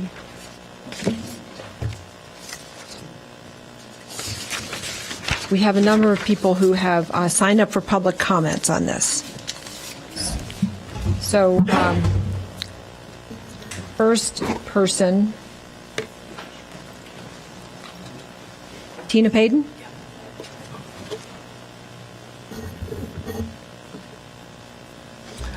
Good evening, Madam Chair and committee members. My name is Tina Payden. Can we just say no? We're losing the charm of Evanston. We're losing the charm of Evanston and what the uniqueness of small buildings, and now we're looking like Chicago. So please just stop this now. Next is Hank Goldman. Then after Hank, I'll read a few of these. Is Jack Weiss, Junad Rizki, Mike Brecklaw. Okay, go ahead. Good evening, esteemed City Council members. I first want to thank the young lady who spoke before me, because her theme is basically what I have to say. But I am here in front of this committee to urge this committee to reject the proposal for 601 Davis. Previous committees, as well as city staff, have voted to reject this proposal, and we would hope that P&D would do the same tonight. As many have said, the proposal is too big, asking for too many variances, and quite honestly, does not fit the character of the city of Evanston. People from all over Illinois and other states have moved to Evanston for the lake, the university, the culture, the proximity to the city of Chicago. People don't want blocks and blocks of high-rises that wreak havoc with wind, sunlight, traffic, etc. I don't think this is, and I quote the developer, putting vibrancy on the streets of Evanston. If those that moved here wanted that, they could just have easily moved to Chicago or any other big city. Folks that moved here love the city vibe, but the urban feel of Evanston. Yes, development is inevitable, but as many of us have said in the past, we are not against development as long as it is reasonable and responsible. This proposal is a long way from either of those. Let's finally say no to this proposal and move on to the important issues that face our city. Thank you. Thank you. Jack Weiss. Is Jack here? Jack, did you want to speak? I do. Okay. After Jack, we have Junad Rizki. Go ahead, Jack. Madam Chairman, Committee, my name is Jack Weiss. I'm president of Design Evanston. I'm a member of the Landmarks Illinois National Trust for Historic Preservation, past co-chair of the Preservation Commission, and last but not least, a 50-year resident of Evanston. What follows are my personal statements about the proposed 601 Davis project. I've watched the vacant lot at 601 Davis in the heart of downtown sat unused, unkempt, and unutilized for over 30 years. My guess is it's more like 40 years. The site has been an embarrassment to those of us who live here for far too long.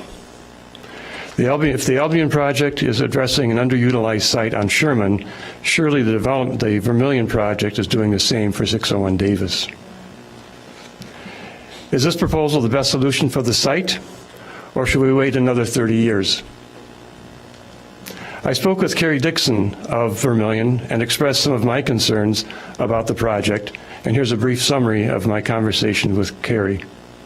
He responded, most development projects require several site development allowances. 831 Emerson required 10, 1571 Maple required 7, Sherman Plaza required 8, Vermillion has requested 8, although the staff perhaps will reduce it to 7. The city zoning code is designed to require major variances for significant projects. That's not necessarily bad. We should acknowledge that many major proposals will require allowances, and that's by design. Chase Tower and the Park Evanston, which are both existing structures on the block and are generally viewed as additive to the community, would also require significant height variances if they were built today. This block is one of the densest in Evanston, and its height and density is appropriate here. Vermillion's building is taller because, unlike other recent development proposals, Vermillion has chosen to preserve the university building at Evanston Landmark. Were it not for that, the building would be approximately the same height as Chase. We should acknowledge the importance of historic structures and not penalize Vermillion for doing the right thing. In terms of dwelling units, the adjacent Park Evanston has 283 units. E2 was approved for 356, and Vermillion has proposed 318, halfway between those two. That number is not inconsistent with other projects on the block or other projects recently constructed.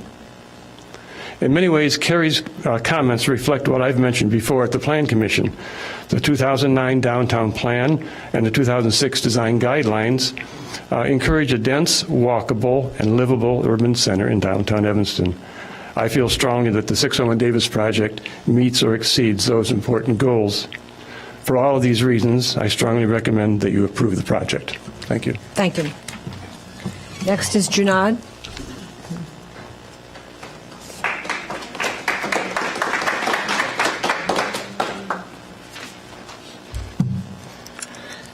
Junad Risky. Actually, I wasn't really going to talk about this, but it does tie in well with what I was going to talk about, really the benefits.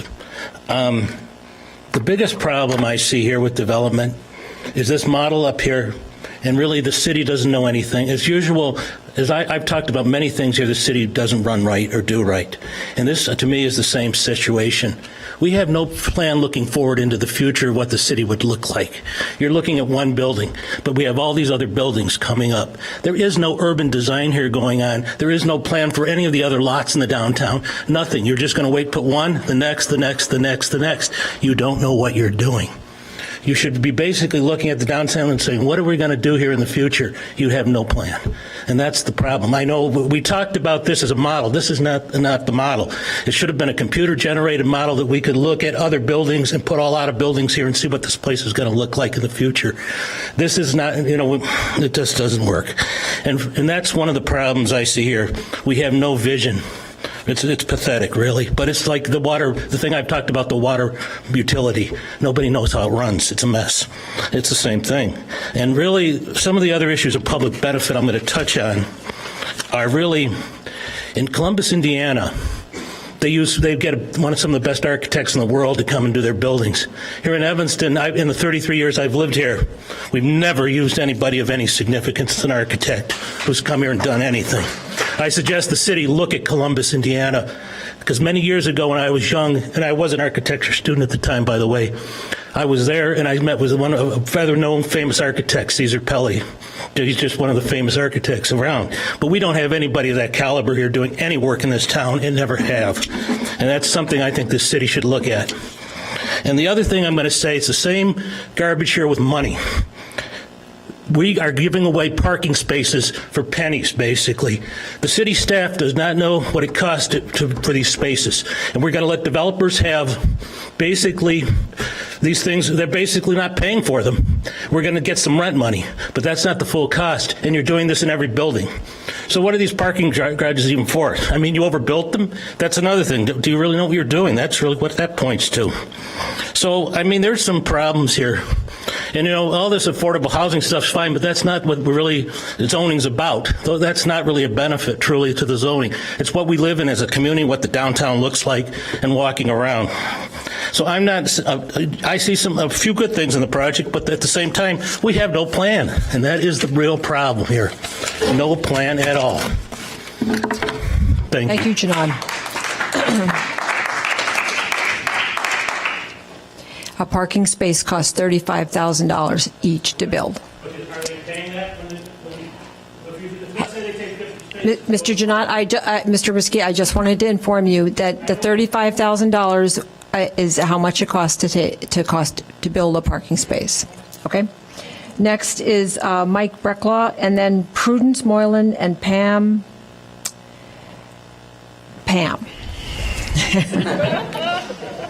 I could try it, but I'm sure I can't get it right. Hello, my name is Mike Brecklaw. I live at 1519 Davis. I've been a Evanston resident for close to 20 years. I'm speaking in support of this project and projects of density in downtown Evanston. When I think about these projects, I sort of start from the macro level, and what's important to me is that we pursue sustainable development, not just here, but across the country. When I think about it, the thing that always strikes me is that the population of the United States right now is 325 million people. 40 years ago it was 250 million people. 40 years from now, it'll be at least 75 million more people. And we have to encourage development in locations where there's infrastructure in place, utilities in place, and transit in place. Otherwise, we're just paving over rural areas and encouraging urban sprawl. And Evanston, I believe, has the room for greater density. The population of Evanston, likewise, right now is about 75,000 people. In the 60s, it was closer to 80,000 people. So there is room to accommodate more people. It will help the town and help the environment. Secondly, in terms of the scale and density of the project, I think it's entirely appropriate in this location. This is Main and Main of Evanston. The context of the neighboring buildings, what the architect and the developer has done to both scale the building back from the street. I think what they've done to preserve the historic building is very laudable, and it's understandable that the building would be taller because of that. So I think for that,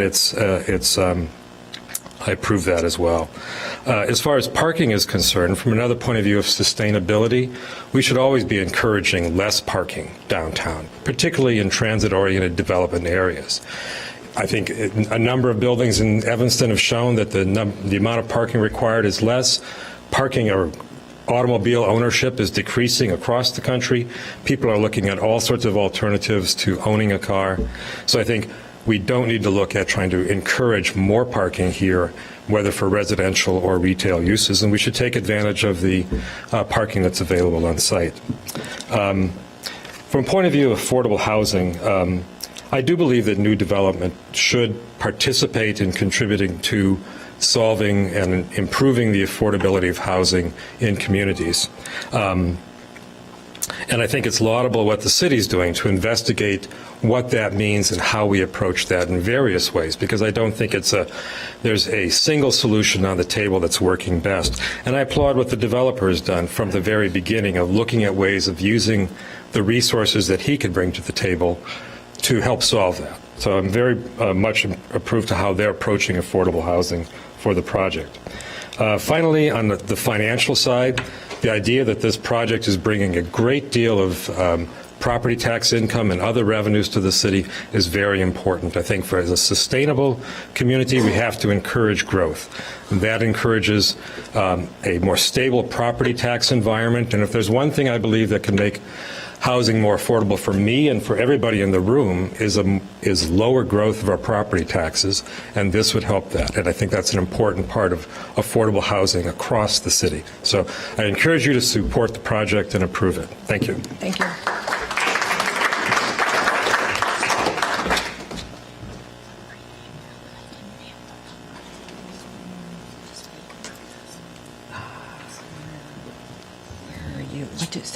What is your name again?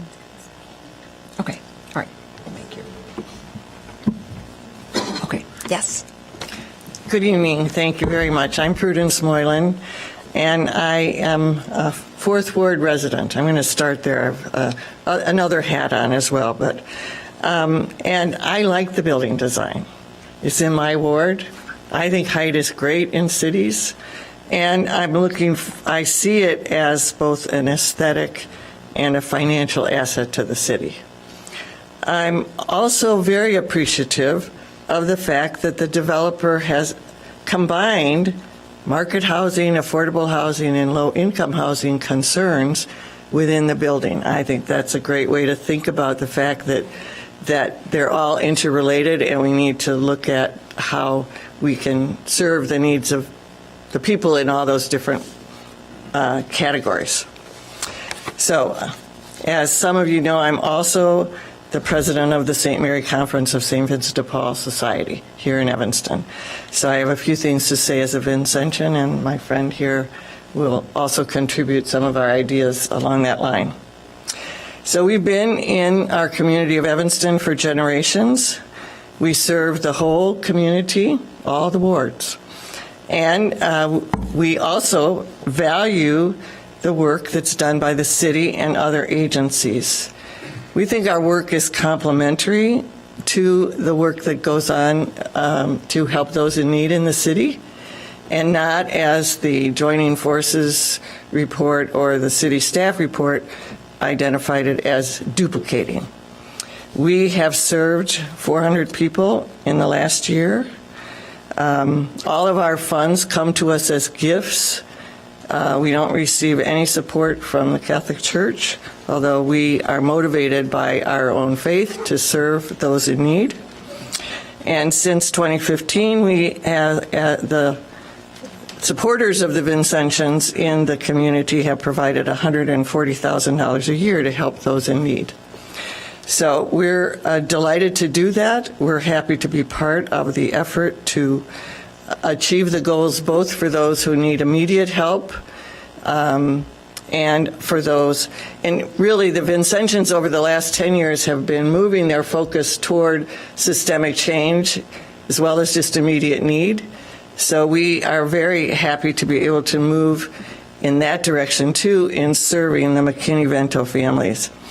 And my colleague Pam Matambanazzo is going to comment on that case management service. Thank you. Good evening, and thank you for giving us the opportunity to speak to you. Basically, what we do is we're part of the St. Vincent de Paul Society, but we run a case management center, which is called the Pope Francis Center. And what we do is receive people that have gone to the St. Vincent de Paul, but their needs are more chronic in nature. So usually it's more your pantry, your rental assistance. But we feel that besides just feeding somebody for one day, it is better to actually teach them how to sustain themselves. So we do go through a process with the case manager of going through a transition, of stabilizing them, helping them understand whether is it just a matter of needing education, or is it a matter of sometimes somebody, because of medical bills and that sort of thing, they've fallen behind and are not unable to sustain themselves. So for the various different reasons, and each person, you find that each of us, there are different reasons why we find ourselves where we are. And we feel that the partnership with the building that will give funds to be able to actually, within these families that we will work with, we can actually give them full attention to figure out why it is they are where they are, so that it's not just a matter of saying to somebody, I'm giving you affordable housing. You put them in affordable housing, but you put them in an environment where everybody else is basically living a much better life than they are. That psychologically does not help them in any way. So you have to sustain it in such a way that you're not only just giving them the housing, but you are giving them a help so that they do have an opportunity to break the cycle of poverty. Because a lot of people, it is generational. So it's these different opportunities to sit down with somebody and find out, what do they envision for themselves, and then equip them with the necessary tools to get to a better life. So that's what we feel that would be the beneficial of the funds that are coming through from the program. Thank you very much. Thank you for the opportunity to say why we support this program, this project. Thanks. Thank you. Next, we have Sue Lowellbach. Sue Lowellbach. After Sue is Dan Barton. And after Dan is Neil Sheehan.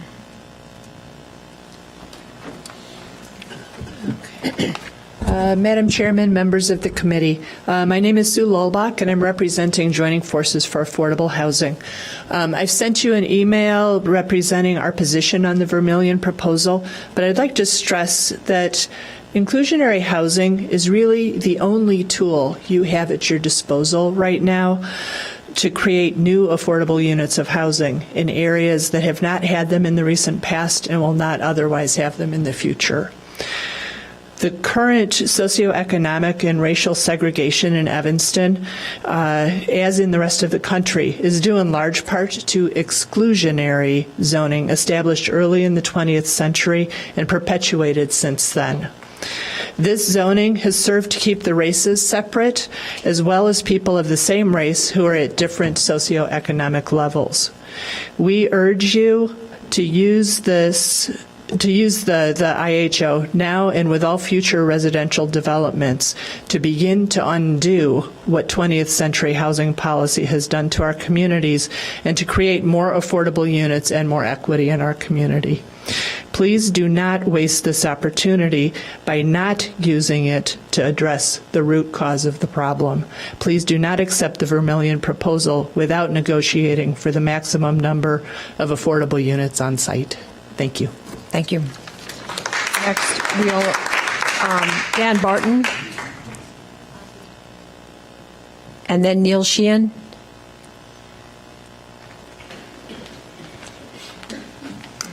Good evening, Madam Chairman and committee members. My name is Dan Barton. I'm the owner of the Spice and Tea Exchange, downtown Evanston. I have a letter I'd like to read on behalf of other business owners in the downtown district.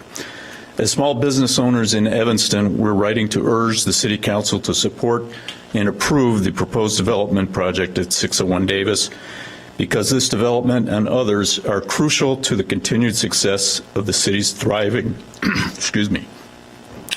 downtown and to the survival of locally owned shops and restaurants. Many of us grew up in Evanston. We chose to stay, build careers, raise our children here because we love this city. But in the last few years especially, the business climate has become especially competitive. Rising real estate taxes have increased the cost of doing business. Every day we face the stark realities of having to bring customers through the door so we can pay our employees and turn a profit. While some may think newer, taller buildings don't fit into the downtown landscape, we know from experience that development is good for our city. It expands the tax base, increases tax revenue, supports our schools, fosters a bustling downtown, and for small businesses, helps bring in the customers we depend on to survive. Development is the spark that helps a city grow and prosper. You can't block new construction and expect to have the businesses that people want. Unique coffee shops, charming boutiques, and cozy restaurants need people willing to spend money to support us and keep our businesses viable. The proposed development at 601 Davis Street is exciting for us and we hope the City Council will think through the benefits that this building would bring to the downtown business community, and they will vote yes for approval. And this letter is signed by Zach Friedlander, owner of Aloha Poke, Brian Houston, owner of Boltwood, Chris Body, owner Body Studio of Architectural Arts, Nikki Kuehl, owner Bottle and Bottega, Jack Weiss, President, Design Evanston, Eric Green, General Manager, Freshie, Evanston, Gina Vericelli Trevi, owner, Gigi Bottega, Dennis Clarkson, owner, Gigio's Pizza, Sandy Chen, owner, Koi Fine Asian Cuisine, Chris LaPointe, Chicago Campus Director, Midwest College of Oriental Medicine, Hessie Blan, owner of the Olive Mountain, and myself, Dan Barton, owner of the Spice and Tea Exchange of Evanston. Thank you. Thank you. Neil Sheehan.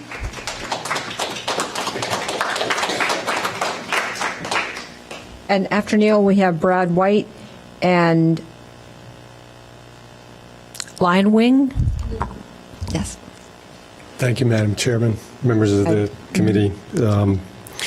My name is Neil Sheehan. My wife and I have lived in the 3rd Ward in Evanston for almost 30 years. I'm an architect. I practice in Chicago, though I founded my business here in Evanston and grew quite a bit before we had to move. I've also served 2 terms on the Evanston Preservation Commission over the years. And I'm here to speak in support of the development at 601 Davis Street. I think it's safe to say we've all chosen to live in Evanston because it's a vibrant, energetic, lively city. I think that our downtown is our vital urban center, and it distinguishes Evanston from the surrounding suburbs and indeed as a community within the broader Chicago market area. And I believe the health of our downtown, the economic health of our downtown is quite likely the single most important factor in preserving the vitality of our community. 601 Davis Street is just the sort of optimistic, high-quality development proposal that most communities around America struggle to attract. So we have the luxury of having a high-quality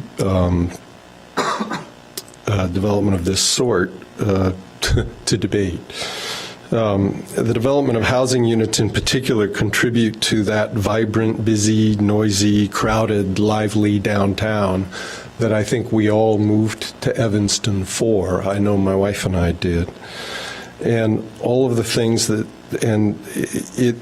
reinforces all of the things that make for a great urban environment. As I'm sure you know, new development of this sort is what supports the growth of varied small independent retailers, restaurants, entertainment venues in our downtown. It also enhances the viability of Evanston as a transportation hub within our market area. And added housing at any level of this sort energizes housing across the market in the city and contributes to opportunities for housing throughout our community. I think that this development will energize what is presently a dead block in our downtown, and there's been considerable discussion of that with the Chase drive-through. Additionally, it offers the opportunity for a high-quality historic renovation of the landmark university building, which I think is an important addition to the overall project and to the community. And so for all these reasons, I encourage you to vote for optimistic energy and vitality in downtown Evanston and support this project. Thank you. Thank you. Brad White.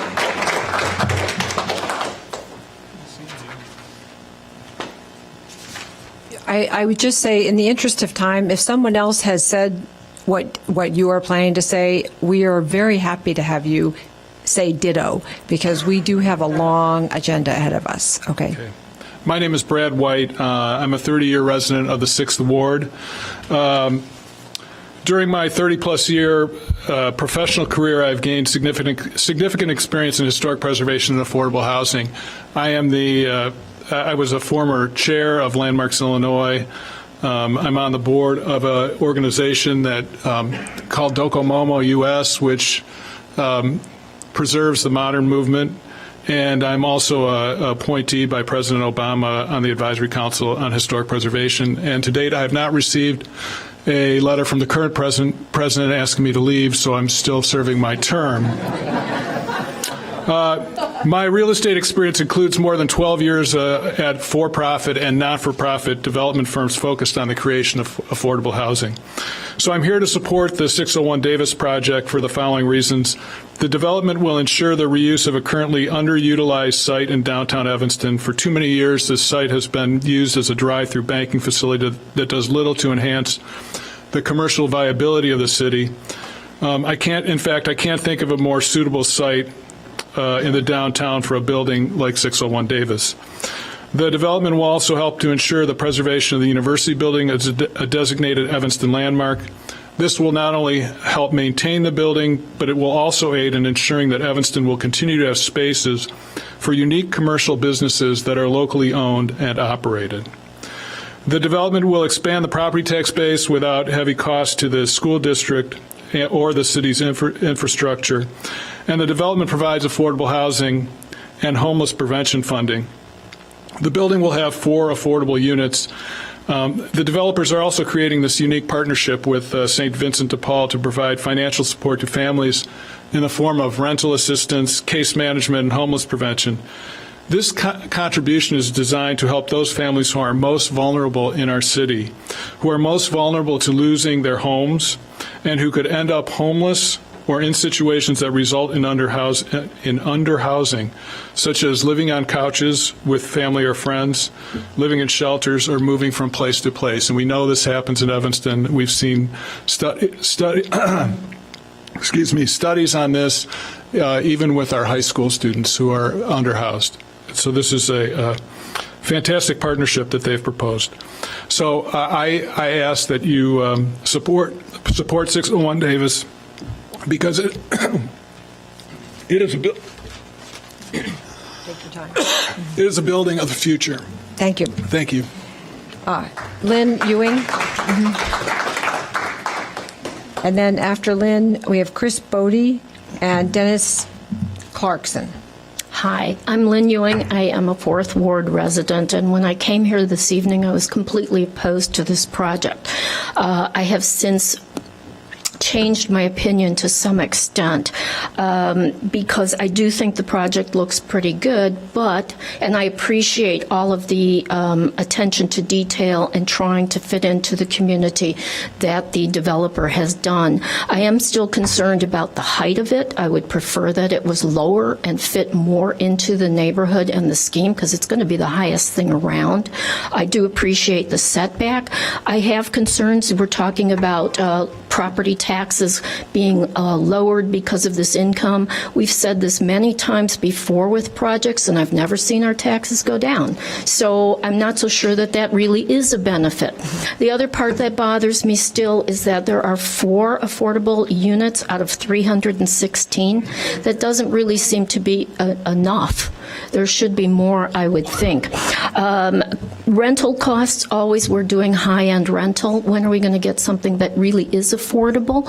Because I don't think this is going to be really affordable for middle income. This is going to appeal more to people who are looking for luxury and willing to spend that money. Also, there is a Cranes study on Evanston, a recent article in Cranes, talking about how Evanston has continually lost population and that we still do actually have a lot of vacant rental units. So I'm not sure that we actually need more if we can't already fill the ones that we have. This is, I'm for moving forward. I'm for new housing, for projects that are going to help us. And while I feel that the intent here is good and the design is really good, and we do need to do something with that property, I think there needs to be some kind of tweaking as to how this might go forward if, in fact, we do vote to go forward with it. It really does bother me mostly with the height more than anything else, because we're beginning to feel cavernous. and just too much. So the other aspect of this, and I am also very concerned about the diversity that is not happening in our town anymore, particularly in these rental projects. We are getting a lot of people. I've been a real estate broker in Evanston since 1993, and I have watched the change in who comes here. We used to have people who came here and said, I want to be a part of this community. What can you help me find that I can live in? Because I want to be here. What we tend to get in, since we've had all this new construction, are people who do not have a commitment to being a part of this community, but are using it more as a transitional place because they can't afford the Gold Coast, Streeterville, or Lincoln Park, but this has the amenities of those communities. And there's no commitment to being here. They stay here till they start to have children, and then they move to a more economically homogeneous community further out suburbs. All of this disturbs me from a personal, racial, economic, and community perspective, and that's all I have to say. Thank you. Thank you. All right, now we have Chris Bodie. Hello. I'm a 50-year owner of a business property here in downtown Evanston. Okay. I'm pretty much been a part of the community. Been a lifeguard. I've been 4 years special police department. I've been the longest continuous member at the YMCA. Went to St. Athanasius, Y counselor, Evanston High School graduate. You're legit. It's okay. Yes. Okay. So, yeah, I've been around here. But, and I want to say ditto to all of the positive things for the development. Other people have more eloquently put it. I'd like to say to the one gentleman about architecture in the city that we've had Helmut Jahn build buildings here. We've had George Shipwright, head of IIT, build buildings here, some of the most renowned architects. He was the head of IIT. I see Northwestern going up, beautiful buildings there. Friends come back into town for reunions at times. They go, oh my God, look at Evanston. It's really something now. Really something now. In the 70s, people, it was a depressed town. You know, it's got life.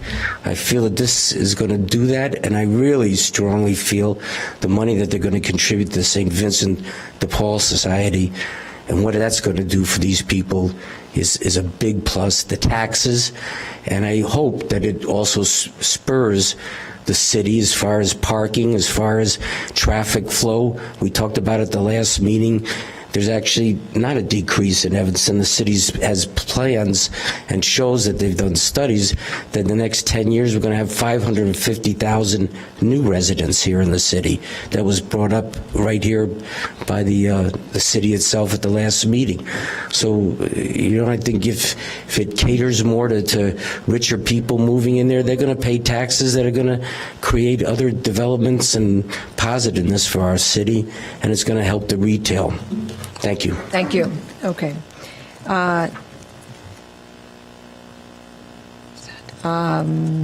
Dennis Clarkson? And then Steve McConnell after Dennis? No Dennis Clarkson? Okay. Then is it Lane Howard? She's here. Not here? Okay. No, she's here. Oh, okay. Sorry.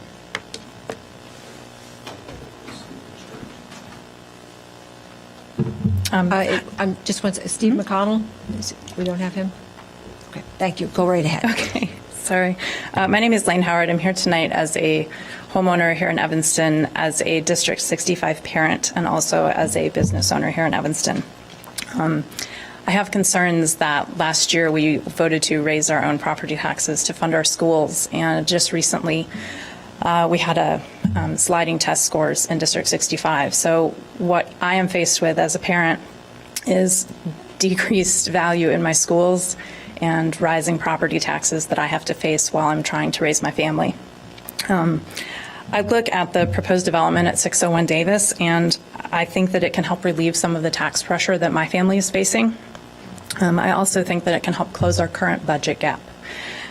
It will add to our diverse base of residents, in my opinion, and as a downtown business owner, I work a block from there, and I welcome a luxury building going in. Those are the people that we want in our businesses that can afford to spend money and keep us afloat. I urge the City Council to approve these plans for 601 Davis. Thank you. Thank you.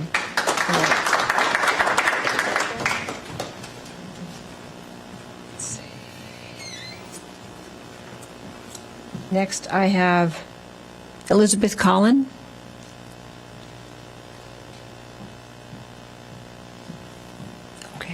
Hi, thank you for seeing us all tonight. It's a long night. It's past my bedtime. I'm a 5th grade teacher, so I'll make it short and sweet. I just want to please encourage you to continue pushing this project forward. As a single person living in Evanston who works in a neighboring community, I feel more than safe living here, and I think this project will continue that feeling. Not only do I feel that just as a citizen in the town, but also as an outdoor enthusiast. I was fortunate enough not only to live in Evanston this summer, but also to train for the marathon and run the city. So it made me feel really encouraged that I could do so during the day and at night. However, it was kind of a downer to run past an empty vacant lot. So I think a vibrant, more town, more lights in the city at night with a bigger building will definitely increase that activity, not only during the day, during the summer, but also in the evening as well. So thank you for encouraging this project. Thank you.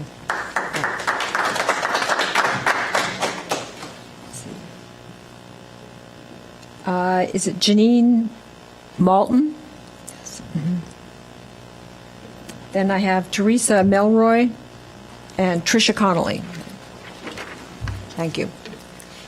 Hi, my name is Janine Martin. I've lived in Evanston over 15 years, initially in downtown Evanston. My oldest son attends Kingsley Elementary School, and my younger son attends JH Early Childhood Center for Preschool.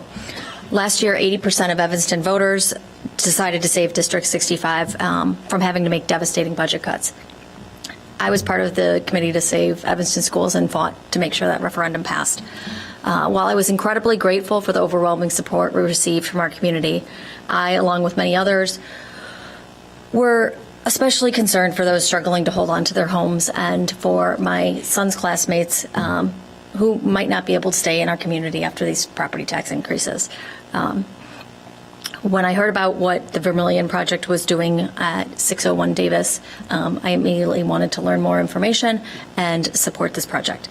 I had a little bit more to say, but for the sake of time, I want to keep it that way. But I'm very excited about this creative solution for addressing some of the needs of our most vulnerable populations, not only the homeless, but those kids that we all fought for to keep in our schools and to make sure that they had the education they deserved and to maintain the diversity for my children and all the other children in our schools. And I hope that you will vote to support this project. Thank you. Thank you.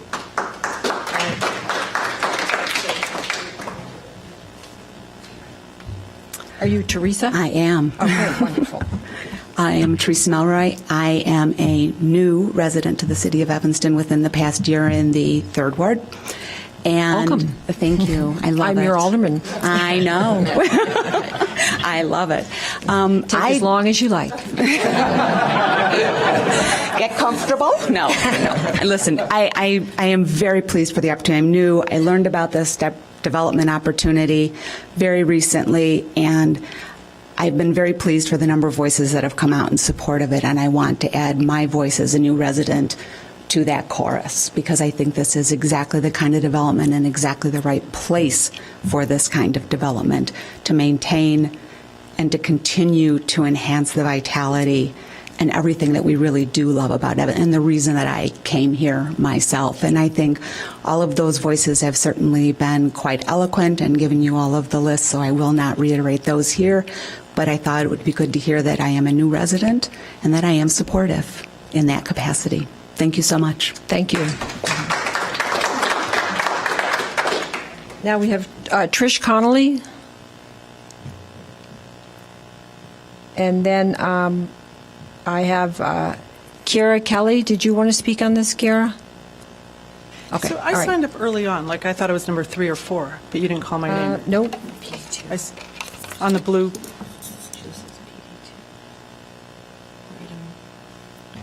Oh, I'm sorry, Claire. You did skip me, right? I signed way up early on. That actually, we're going, I'm sorry. You know what? All right. You did sign up for PD2, and we haven't gotten to PD2 yet. No, for 5. PD, well, it's supposed to be a 5. It was supposed to be for the Vermilion. Oh, I'm sorry. Okay. Go right ahead. So I'm quite sure all of you are quite aware of what coveted territory we live in, and so it stands that we have a lot of wealthy developers wanting to come here and set their sights. And to the great dismay of many Evanstonians, we've seen our zoning turned upside down. We've seen our sense of community, our sense of aesthetics turned upside down and undermined. We've seen developers come in and be granted great relief from our inclusionary housing ordinance, like the Albion that was granted only put in 9 out of the 27 units it was supposed to put in at 50 to 60. And we're seeing very little public benefits in return. It's very questionable what public benefits we're getting for all this. And so I, along with many other residents, feel it's in the interest of the people. This is a huge concern, what's happening to our city these last years. It's a tremendous concern, what's going on in our city. So I, along with many residents, feel it's in the interest of the people in Evanston, in order to start to establish some sense of trust, and in the name of transparency and good governance, that we establish a lobby ordinance in the city of Evanston. We need a lobby ordinance in order to establish a full, open, and democratic process here. Can you just let me know how I would initiate that? Which committee would that be? The Rules Committee? Where would that be? Where would I bring that request? Lobby ordinance? A lobby, like many cities have lobby, where you have to, many people have, even people tonight have spoken who work with Vermilion, but we don't know that. So even our public comment is being undermined. The spirit of public comment is undermined because we don't know, we have no lobby ordinance, even from public officials and city staff, but even during public comment, we need to have a lobby ordinance so we hear about their vested interest before they comment. And so I'd like to bring to, is it the Rules Committee that I would propose? Yes, it would be the Rules Committee. Okay. And so we would, P&D? Okay. So it would be here. It would be at P&D. It would be here or at Rules. Right. Yeah. Mm-hmm. Okay, so I, along with many Evanstonians, feel that we need to establish a lobby ordinance in the city of Evanston, again, for the sake of transparency, trust, openness, and good governance. And the city of Chicago has a very comprehensive one, and I wish at the beginning of the evening, since we don't have one, I wish from here on out you all would request that people disclose any vested interest that they might have in a proposed development before they comment. Thank you. Thank you. All right. Now we have Tricia Connolly. Tricia Connolly? Okay. All right. Kira Kelly. Then is it Dominic Hilaire? It's not clear on your list. I may have signed the wrongs. Oh. All right. What did you want to speak on? On this. So after Ms. Kelly, then, okay. All right. Hi, we're here today, and when I say we, I know you probably have been getting quite a few emails, and there are certainly a lot of people who feel strongly about this project, but it's difficult for many people to come to these meetings. But we're here today to advocate against the approval of the Vermilion. We realize it's an empty lot, but we know we can do better on this site to meet our needs and our zoning. There are 8 major variances requested, including 100 feet higher than allowed, making it the tallest building in Evanston. There are minimal public benefits, and it is woefully short in meeting our inclusionary housing ordinance, with not 32 on-site units, but 4, not $3.2 million to the Affordable Housing Fund, but $1.5 million to an outside charity. However worthy that might be, it is not following our housing focus. Also, in December, Cranes cited 1,100 new units underway in Evanston, and that we have the highest vacancy in all of Chicagoland. And I know there was a lot of talk about building and not having sprawl and such. But the city of Chicago is losing population. Chicago has lost, I believe it's 19% of the population. And this luxury sector is being called the next housing bubble. And even there was an article this December in Chicago Magazine wondering if the Chicago bubble is bursting on this. It is not responsible at this time to approve another high-rise. Finally, two bodies of the city's own approval review process, DAPR and the Plan Commission, have unanimously recommended that you vote against this project. The public needs a signal that steps in the approval process have meaning. I don't know if you're aware of this, but there's a complete crisis of confidence by the public in the city's development and approval process. We have seen extreme variances be downplayed and approved to the point where zoning experts are saying that you are obliterating the zoning code, and there is no zoning code.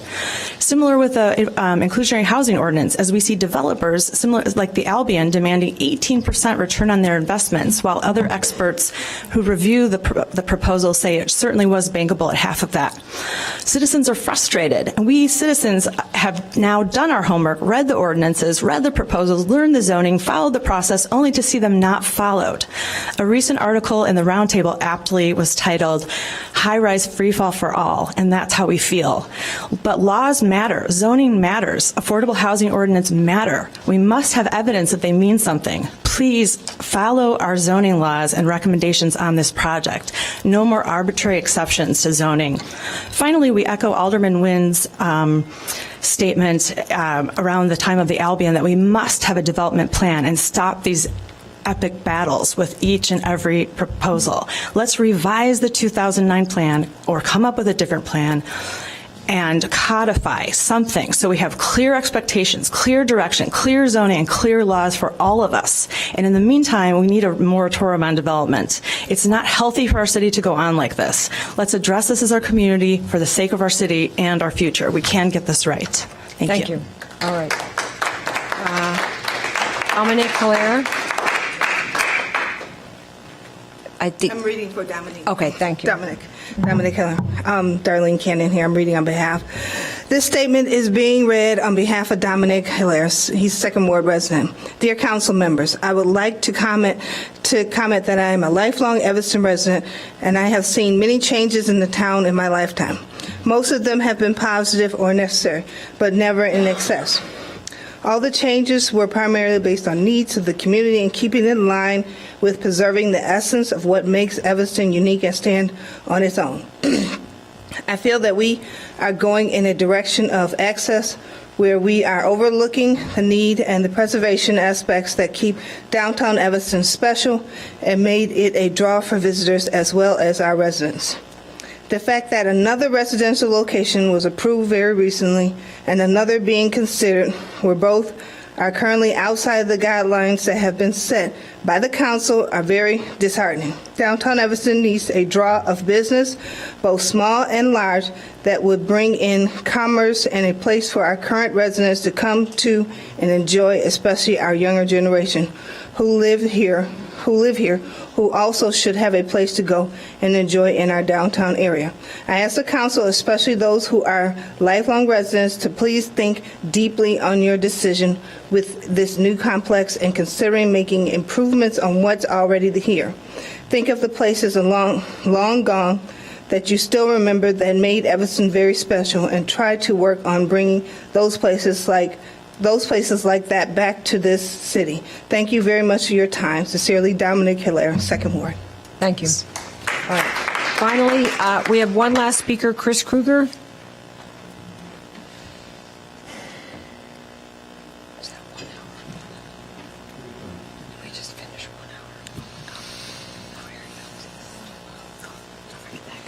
I'll do the best I can. This is a qualified ditto, okay? This is a ditto. So this approach now, it's God's will that the tower gets built, as we see, because we're going to employ an agency. The city attorney just cautioned you about legislating with regards to religious activities. And what they were referring to is the Equal Protection Clause, that you can get in trouble if you treat one different from another. So it's an interesting approach. But what we were referring to is there's the referendum, District 65 referendum people who spoke tonight were actively recruited by paid lobbyists. And that's fine. We recruit people. I tell people to come to the meeting. The difference is I don't get paid for it. So that was the earlier reference about lobbyists. So it's simply this. Maybe it is God's will that all these towers get built. People want to live here. People are willing to pay money to live here. I'm one of the very few that talks about people below the median. And they're all going to get swept away by a tide, and it starts at the epicenter and rolls out. They're going to be displaced, and this is a fact. And I don't have this precise number, $1.5 million for homeless students, $1.5 million. Last time I checked, that's $1,500,000. A case is going to cost $2,000, $4,000, $8,000. So what are we talking about? We're talking about 500 cases. What are we talking about? So people want to live here. People are willing to pay a lot of money to build. If someone's building a $94 million tower, that's the price of Albion. I don't know the price of this tower. Then you can divert some of this gross income inequality we've seen in the last 40 years in this country down to people below the median. And there's several ways we can do it. Let's talk about it. Reclaim has asked for a moratorium. Let's straighten out the inclusionary housing ordinance. You can do it by building units. You can do it by the payments. You can do it by rehab loans. You can do it by building senior and low-income housing. So let's talk about that. The urgency to do this, the urgency disturbs me. And it's a nice place.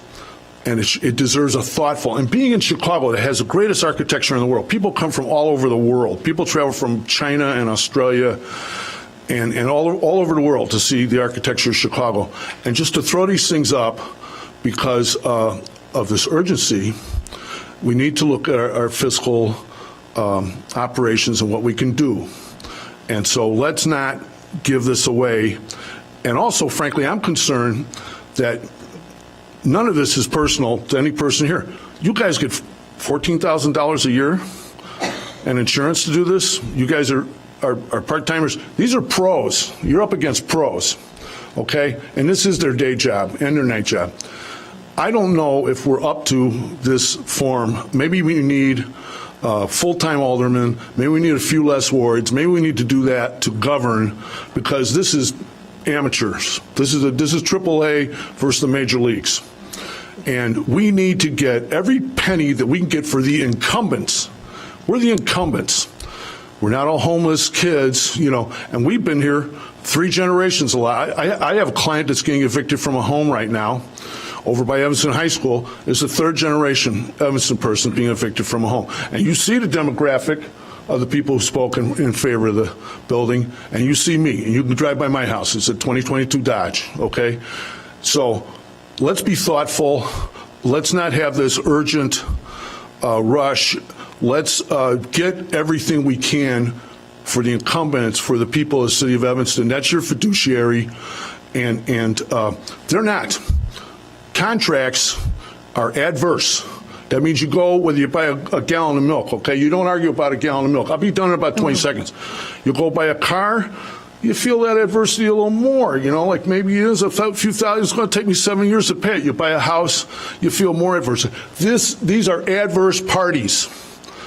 You and the developers are adverse parties. Just like when you buy a house, you go buy a car. So you get the best deal for the incumbents of the city of Evanston. That's our respectful request. Thank you. Thank you. Mm-hmm. All right. Okay, that completes citizen comment. I signed the wrong sheet. I signed up too on that sheet. You're right, It's on the up wrong there. sheet. Okay. Okay, Now, next, who are you? I'm Ted Smuckler from. Yes, Mr. Smuckler. I have your name here, but it didn't say what item you were signing. Okay. So do you want to It's speak this on? item, Okay, yes. all right. So I'm representing Open Communities, and we are actually neutral on the idea of high rises, whether they should be built or not. But I remember the city council meeting on affordable housing, and people were acknowledging the need to strengthen, not weaken, the inclusionary housing ordinance. Too much money was being put into in lieu, and not enough into actual units. As I read the affordable housing, inclusionary housing ordinance, this project would need to build 32 affordable units to be in compliance with that. It would need, if it was paying in lieu, it would need to pay somewhere north of $3 million, which is not nearly the worth of actual units. They're giving public benefits on the cheap. I think St. Vincent de Paul does wonderful work, but they're talking about giving $1.5 million. If they built 32 units, that would be way, way more public benefit. We're talking about strengthening the inclusionary housing ordinance, and this project where the developer determines on his own, based on a conversation he had with the previous mayor, where to put the money, is not following the inclusionary housing ordinance. We need affordable housing. As people have said, luxury developments end up creating a rise in total property values, a rise in cost of housing, and end up with displacement. If we could have a trade-off and have affordable housing, we would support it. But 4 units and $1.5 million gift to a private charity does not do that. All right, thank you. All right. So, do you want? We'll have. Sarah, you'll be our last speaker. I don't have your name, but go ahead. Oh. Yeah. If you, I can't say ditto because nobody addressed density. Okay. We already approved 300, almost 300 apartments for downtown on 1430, the Albion building, and then this is another 300 units. And I've heard from someone who knows about studying traffic that you study the traffic as it is now, and then if you grant all these exceptions or variances or whatever you want to call it, so that we have 300 units and 600 and then 900, you have to gauge what a whole city full of those exceptions traffics would be. And so that was one point. And there's an article I found, it's from 2013. So we've had, 4 years of, at least 4 years of carrying this out. And the title of it is, City Leaders Are in Love with Density, but Most City Dwellers Disagree. And this has happened like all over the world. They mention Sao Paulo, Singapore, Los Angeles, and they say what's most striking is that the eerie similarity between the reactions of mayors, city planners, architects, and developers, all who seem remarkably tone deaf to the wishes of their constituents, which is not to live cheek to jowl with people in tiny apartments like Singapore, like Hong Kong. Those aren't models we want to. And people are, as they're saying, voting with their feet by moving out of those areas. So you want to build density, but people don't want to live cheek to jowl with each other and have all this traffic. And so they're moving into suburban and exurban areas. And if you want to build density, I don't think putting up a lot of high rises is the way to do it. Thank you. Thank you very much. All right, you know what, I'm going to close public comment at this point. We've had public comment for over an hour, and I think we've heard from everyone who signed up to discuss this issue. I was never called. I didn't hear my name. Which item did you want to discuss? Actually, I just wanted to say something in general. You know, right now we're talking specifically about this issue. Okay. In regard to this issue. It's about P5? It's in regard to this issue of building in the city of Evanston. Okay, come forward. And this really will be the last person then. Thank you. It's going to just take a few seconds. I don't want to reiterate what everybody said. My name is Jackie Prince. I have seen changes in Evanston that I am not happy with, and that is being trucks and buses going all over Sherman Avenue, Clark Street, Ridge, Dempster, and it's not just certain times of the day. And the reason I want to bring that up is when you think about these buildings and these buildings that take 2 years to construct, I'm just reading articles about diesel and exhaust and cancer and how it's a carcinogenic. So the things that you guys aren't thinking about or that I would like you to consider is the pollution that's also going to be caused, not only from the trucks coming in and out and doing the building and the noise and the pollution that you get from those things, but also from the increase of people that are going to be bringing in cars. And we don't even have enough streets to handle all of the traffic to begin with. So would you please consider that when you think about, the fire trucks that may have to go up and down and the soot and the particles that you're breathing in. And I've got an article that I'm not going to go into because you're limited on time, but if you guys can just Google it yourself, diesel exhaust and cancer. That's something that we really don't want to see an increase of in the city of Evanston for those who can live here or those who have been lifelong people. Okay. And thank you for making this sense. Okay, let's move on. All right, committee.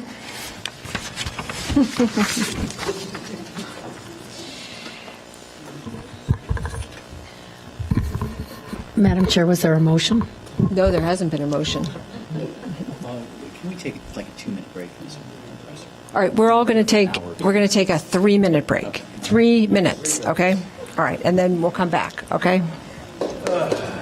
Okay, everyone, thank you for the break. We're going back to 601 Davis. So, discussion, communication, it has not been moved yet. Well, we would need a motion to introduce by someone here on this committee. We don't have, no one's done. I move to introduce.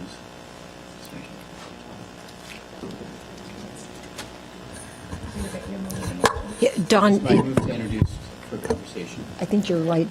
Second. I'm sorry. Okay, so it's been moved and seconded for discussion. All right. Any lights? Alderman Wilson? Okay. A few things. And most of the people that I would be addressing these to, the comments are not here any longer. So for those who are still here, I appreciate you sticking with it and hearing what we have to say. And unfortunately, with the long comment periods, the actual conversations that we have and the work that gets done is largely missed. In any event. Sometimes when I listen to comments, if you were an outsider, you'd think Evanston is this awful, terrible place. Evanston is not an awful, terrible place. Downtown Evanston is a fantastic place. Improvements over the years have perpetuated a vibrant community and really added to this overall experience. When I think back over the 8 years, a little over 8 years that I've been doing this, and some of my colleagues can look back just a little bit further than that, it's amazing. It's been a really remarkable evolution in a lot of good ways. One of the challenges, though, that we have with these developments, and I realize it's very frustrating when you kind of feel like, okay, everything's a battle, every new thing is a battle. But part of the problem when you talk about these plans or these overall visions for the whole city is that for the most part, with very few exceptions, the city's built up. There are very, very few empty spaces in the city, which puts us in a situation where available space is unique.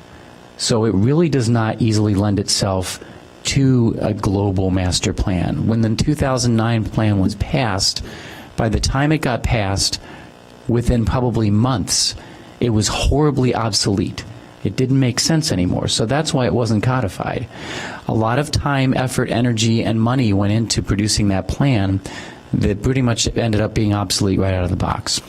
So is this process exhausting? Absolutely. We spend a lot of time doing this, but I really can't think of a different way to do it given the limitations that we have in available space for development. And developments are going to happen. They're going to continue. This is a very desirable place to be. There are other projects down the road. There is a lot of positive things about what's on the table right now tonight. The challenges that I'm faced with are how far do we go with things? And there will be additional developments. There will be high rises. There will be tall buildings. There will be additional housing that gets built. But it's incumbent on us to be thoughtful about that, and to be thoughtful about when we are looking at something that is an exception to what the limitations are, considering whether that exception solves a problem. Is that a solution for something that we're trying to solve? Housing is something that is a priority. Affordable housing is a priority. But we've set some parameters, and at the end of the day, and I've talked to a lot of people about this, but at the end of the day, I'm just not comfortable that this particular project, as it's on the table, is something that I can give an affirmative vote to. There are other things like certainly there would be a bit of an increase in the tax base, but this building, no one building is going to lower your tax bill. So don't get excited about no 2 or 3 buildings. They're not going to lower your tax bill. If you want your tax bill lowered, the only thing that's going to work is a time machine, because you're going to have to go back and fund the pensions starting, decades ago. So we're faced with a lot of very costly challenges, and that's just a practical reality. This council has been very thoughtful about how we spend money. People like to come up and say, "Oh, you waste money," and all these things. That has not been my experience. I think that this group has been very thoughtful, and at the same time, we're not going to just, we get accused all the time. You're rolling over for the developers. You're doing this. You're doing that. We don't. We put them through a very extensive process. This project is not, the timeline was up there. This has not been rushed through, and this is not rushing through. This is, years long in negotiations and work. I apologize. I realize my microphone's kind of sketchy tonight, but I want people to continue to think about Evanston. I want people to continue to propose things in our community. I think it's important to treat people who are interested in making an investment in our community with respect, and give them every opportunity to put their best foot and product forward. And that's my $1.35 on that. So thank you. Okay, thank you. Alderman Fisk, go ahead. I'll just say very briefly, Don and Peter and I are the 3 downtown aldermen. I think Don and I have, Alderman Wilson and I have the major part of downtown. I've been really proud of the steps that Evanston has taken to make our downtown more livable, more active, and the small businesses that are coming in are really encouraging to me. We've got some challenges in the downtown. I would disagree just slightly. I think there is some room for some redevelopment in the downtown, but I understand the frustration of the people who have come and spoken to us. I mean, in my ward, we have had several major projects within the downtown. We've approved the sale of the library parking lot for an 11-story office building, which we desperately needed. I would be of the position that we need more office space in the downtown that will really support retail and our other businesses. And we have the Hyatt Hotel that was built as of right. I'm a big fan of building as of right, and all of you have heard me before say, I think what our residents really need when you get involved like this, you need to have a zoning ordinance that you can pick up and you can read and you can make some sense out of, and you can project what is likely to be built in any certain area. Our plan development processes open this up to, I think, something that is relatively uncontrollable in some people's minds, that we make decisions that are not well grounded, and I am sympathetic to that. I hear you. I do think that we need to look at where we're going with these developments, because the ones that I see that have been suggested as coming down the pike, I think are inappropriate for our downtown. And I want to just say something about downtown, and that is that the character and charm that we have in the downtown does not mean things aren't going to change, because they are going to change from time to time. But we shouldn't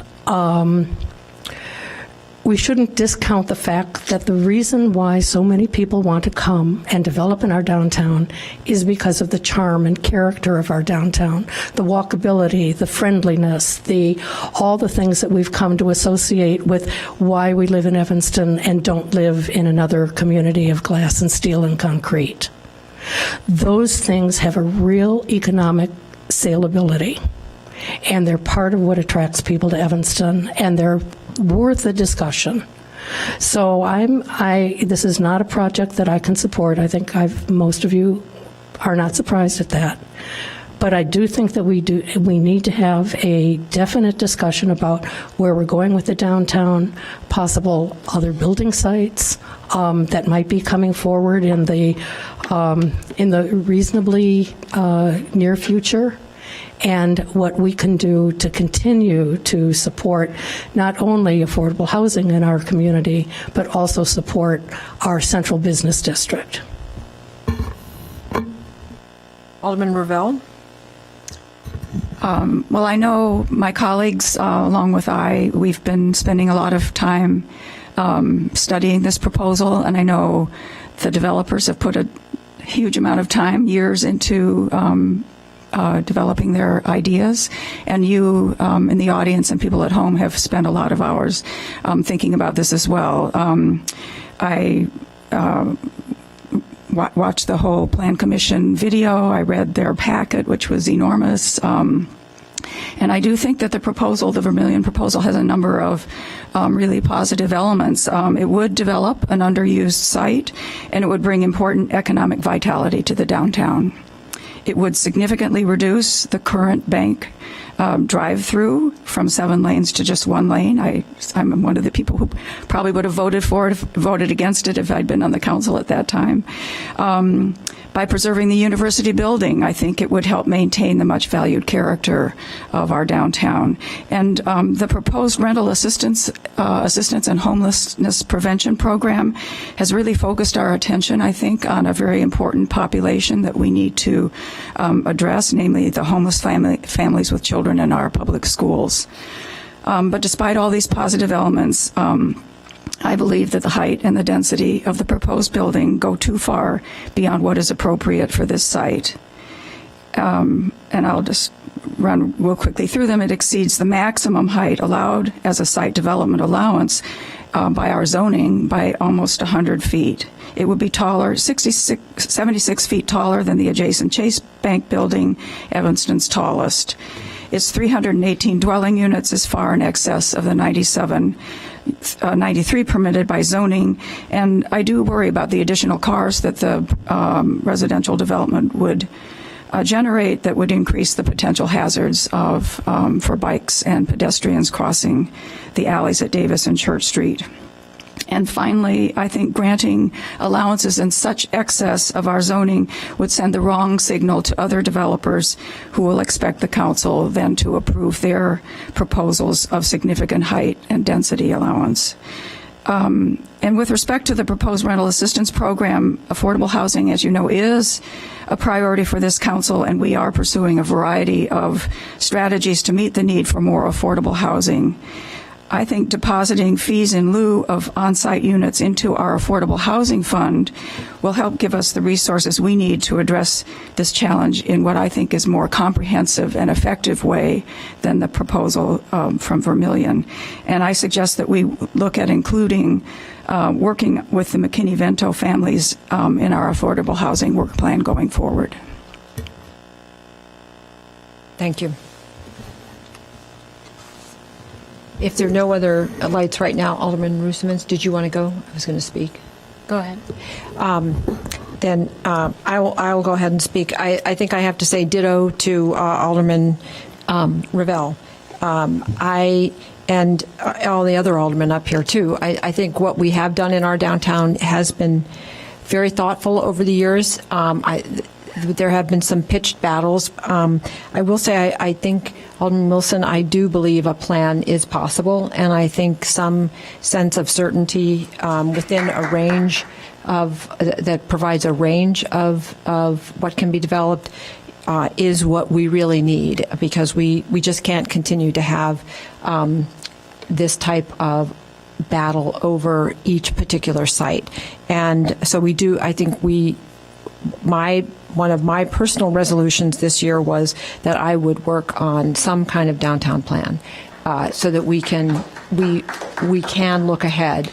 I recognize that the downtown plan did have some problems with it very quickly. We also had the Great Recession almost immediately after we passed it. But you and I agree on many things. We disagree on only one or two, and that's one of them.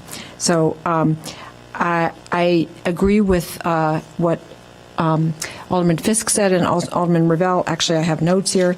I think it's not necessarily the number of variances that somebody asks for, but it's what those variances are. And yes, a developer may have asked for more variances than this particular one, but maybe that variance was only a foot.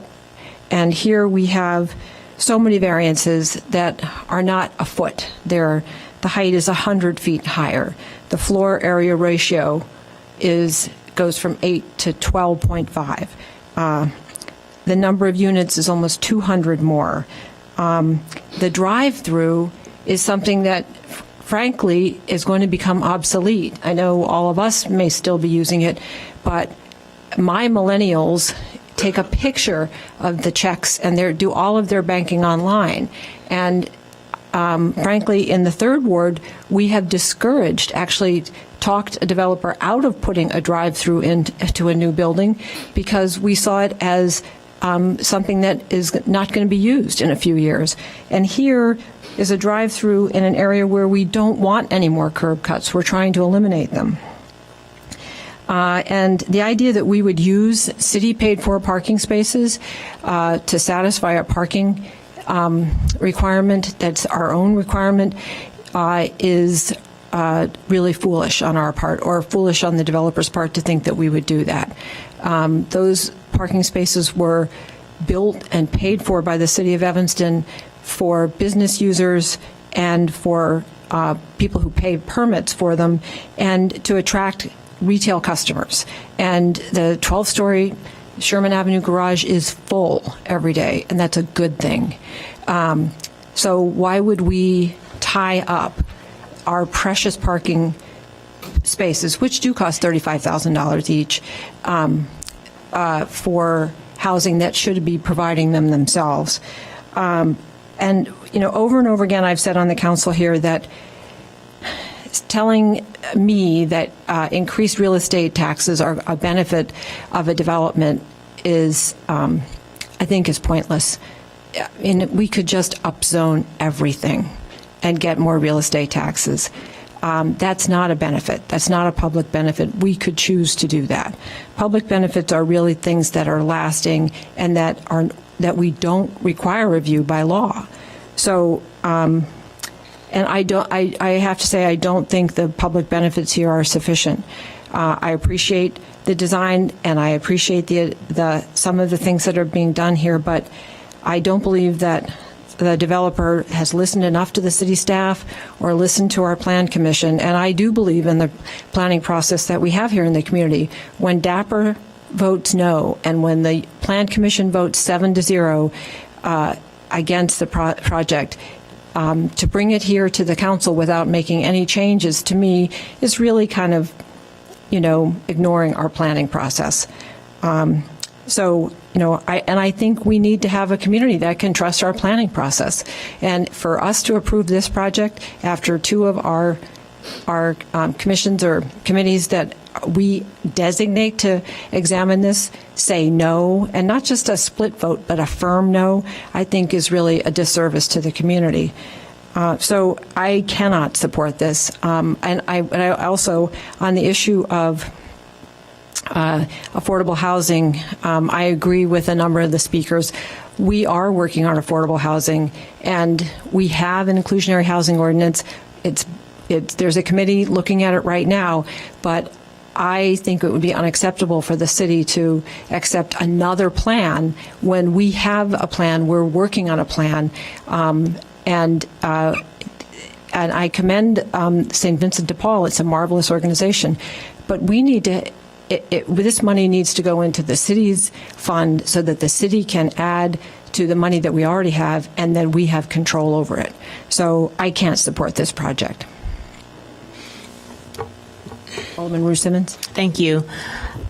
So over the last few days, I've heard from every corner of the Fifth Ward in opposition to this project. And I honestly think that it is just a direct response to what are we doing about inclusive housing. With that said, I have to respond to the residents, and I have to stand firm on looking at projects that will provide more housing opportunities, on-site units. 4 units when we have an ordinance that should have 31 units. It's just too far off base to even begin a conversation. The fee in lieu and these public benefits, I would like to see us be very firm on our policy and the ordinance and not negotiate so much. So I cannot support pushing this project along as it is proposed, and that's where I stand on that. All right. Alderman Rainey. Thank you, Alderman Nguyen. I think many of us would agree that it's a pretty good-looking building. The style and the design of the building is good, I think. And one of the things that nobody should believe is that any one project is going to reduce our taxes. That's just folly.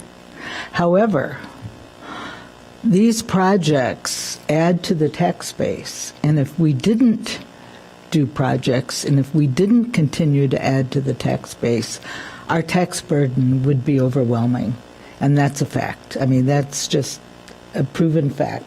We have to continue to add and expand our tax base. So while one project or 2 projects, none of them are going to reduce our taxes, but they are going to keep our taxes level and add to the tax base. That's a fact. So we can't just stop development and expect our taxes not to rise.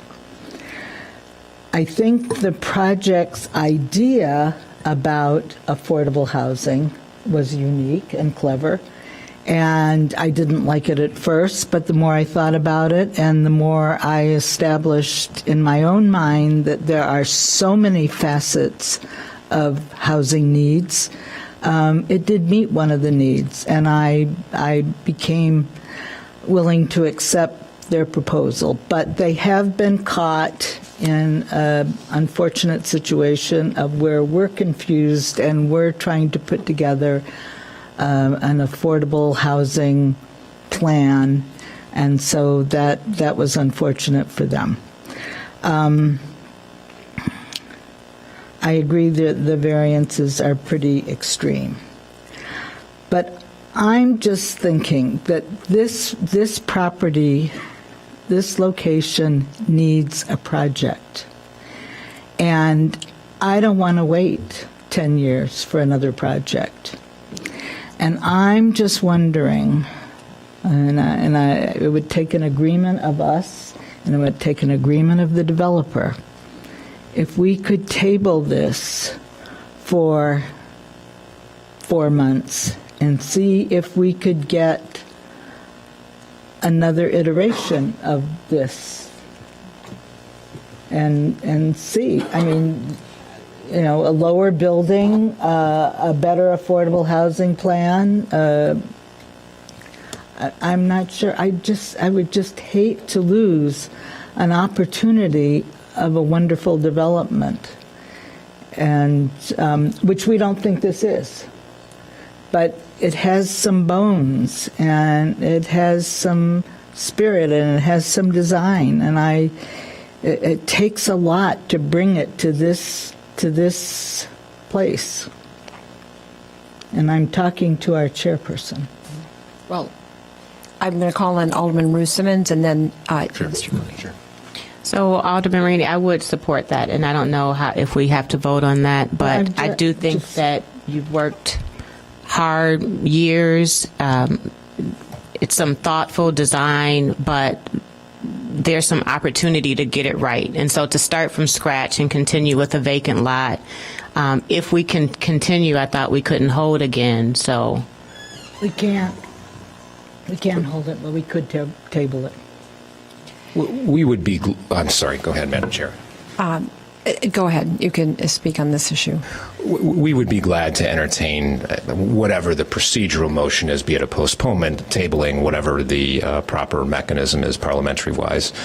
And we'd be delighted, in fact, to work with several of you that have concerns to try to refine the design and other attributes of the project. Because you haven't responded up to now, and I think you hear Well, this is the first time we've really had this vetting with the council, so yes, it would be helpful to have that opportunity.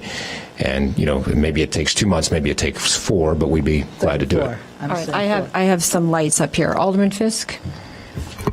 Yeah, that's not something that I can support. I think a motion to table is not debatable. I hardly know where to begin. It's taking a knife and slicing this development down does not seem to me to be the answer here. And that's not what I meant. Okay, but Okay. I mean that's basically That's what we you would mean, be. But I don't mean that. I mean Yeah. some thoughtful redesign. I can't see. Let's let Alderman Fisk speak, please. I believe I didn't explain myself then, because I don't want her to describe my suggestion as slicing it down. I'm talking about thoughtful redesign from top to bottom. I'm not sure. I think if we start talking about a thoughtful redesign, then we have to start over from square one. Because I think we've had this conversation on a previous development that Alderman Nguyen and I were on the losing side of, but at some point the development, even if it's rethought, is no longer the same development and really should start over. I think we turned this one down. The developer could certainly come back with something else. I frankly have not said this. I do not like the design of the building. I don't think it's an attractive building, and we can disagree on that. Yeah, sure.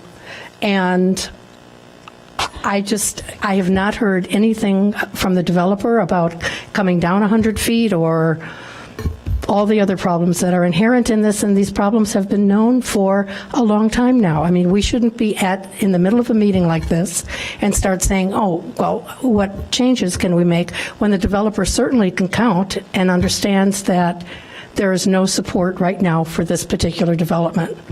So I will encourage my colleagues to hold firm and vote this down. If the developer wants to come back with what he thinks is a more reasonable design that might be more acceptable to us, he should start at the beginning, like our zoning ordinance specifically says, with a new project and start at square one.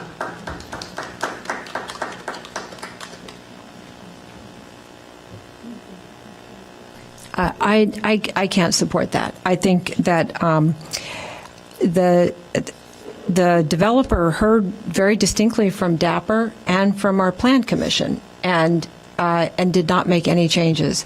And I don't see how, short of significantly altering every single one of these variances, which then makes it a different project and it needs to go back to the beginning, would ever interest me. I'm not willing to reward a developer, I'll just say it, reward a developer for ignoring our planning process by getting up here and getting a 4-month extension. Our planning process has to mean something, and I don't think that there's any form of this building that I would vote for at this point. And I don't agree that we should give them a 4-month extension. They've had plenty of time. They've had plenty of opportunity here in the community. And, it's 100 feet too high, floor area ratio that's 50% too much, 200 plus units too much. I mean, so, I have no fingers in order for them to get to where I would support it. So I don't support this, and frankly, if they made that many alterations, it's a new project, and they should go back. They want to start again. That's a good opportunity.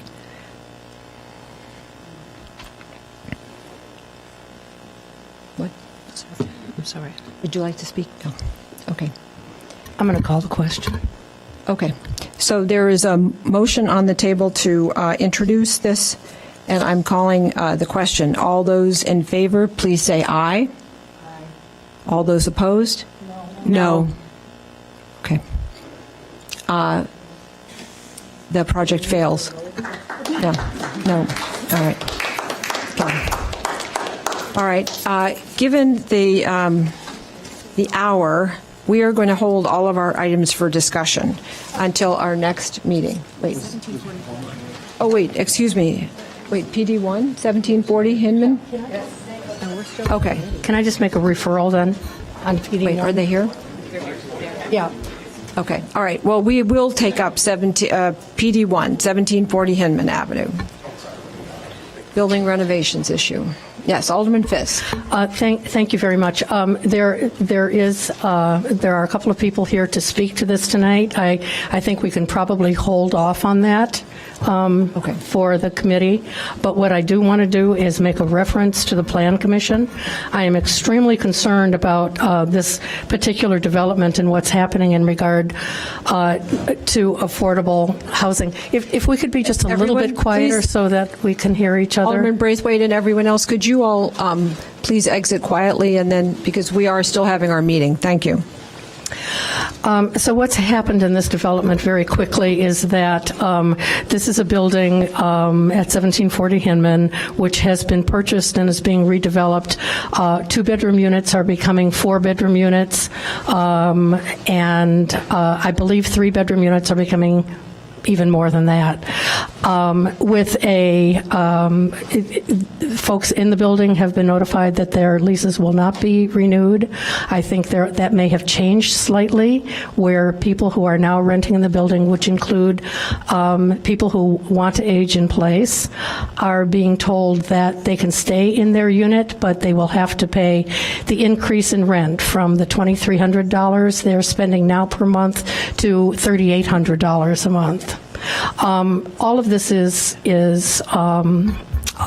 very difficult. Specifically, I want the Plan Commission to look at a development that includes a bedroom that only has a wall that's 5 feet 2 inches high because it doesn't have a window. I don't think that we should be defining bedrooms in that manner. And I'm just concerned about this flies in the face of our affordable housing, inclusionary housing ordinance, and to me is an effort to create basically another student rental building. Thank you. Mr. Halim, would you like to speak? I'd like to address. I really received a note. I had a call from a journalist last Friday telling me that there's going to be a hearing here today about 1740 and 1700 Hinman. And if he didn't call me, I wouldn't be here. I think this is an extreme violation of our rights not to be informed of this hearing, and I see all the alderman representation is incorrect. Everything she said is not right. I think the staff never called us to discuss anything with them, and I was not ready even to come here. I would like to show what's going in the building now and what are we doing so well to the neighborhood and the city, and we're spending millions of dollars rehabbing the building, which we'll discuss this. I'd like to move this back to, I have some time to come back here and answer the alderman. Yes, and I hope that the city staff next time inform the owner of a hearing like this about his building without, I just got a call from a journalist telling me that this is happening. That should be done, yes. Thank you. All right, Alderman. Okay, I mean, but City Attorney, if we were to make changes, it wouldn't affect this application of this building, correct? Right. Okay, so if we are going to make changes about this kind of thing, it wouldn't affect your project. I just want to give one more notice. I understand that. And one little note about what Alderman, you said. This building has huge apartment, like 1,700 square feet, and it does not exist another building in the city. So if you're going to change the ordinance, and it's not going to apply to this building, it's going to harm every other building because our condition does not exist in other buildings. I'm just giving a note for next time. Yeah, and I think we should get the word out that this is something that's going to be entertained. So.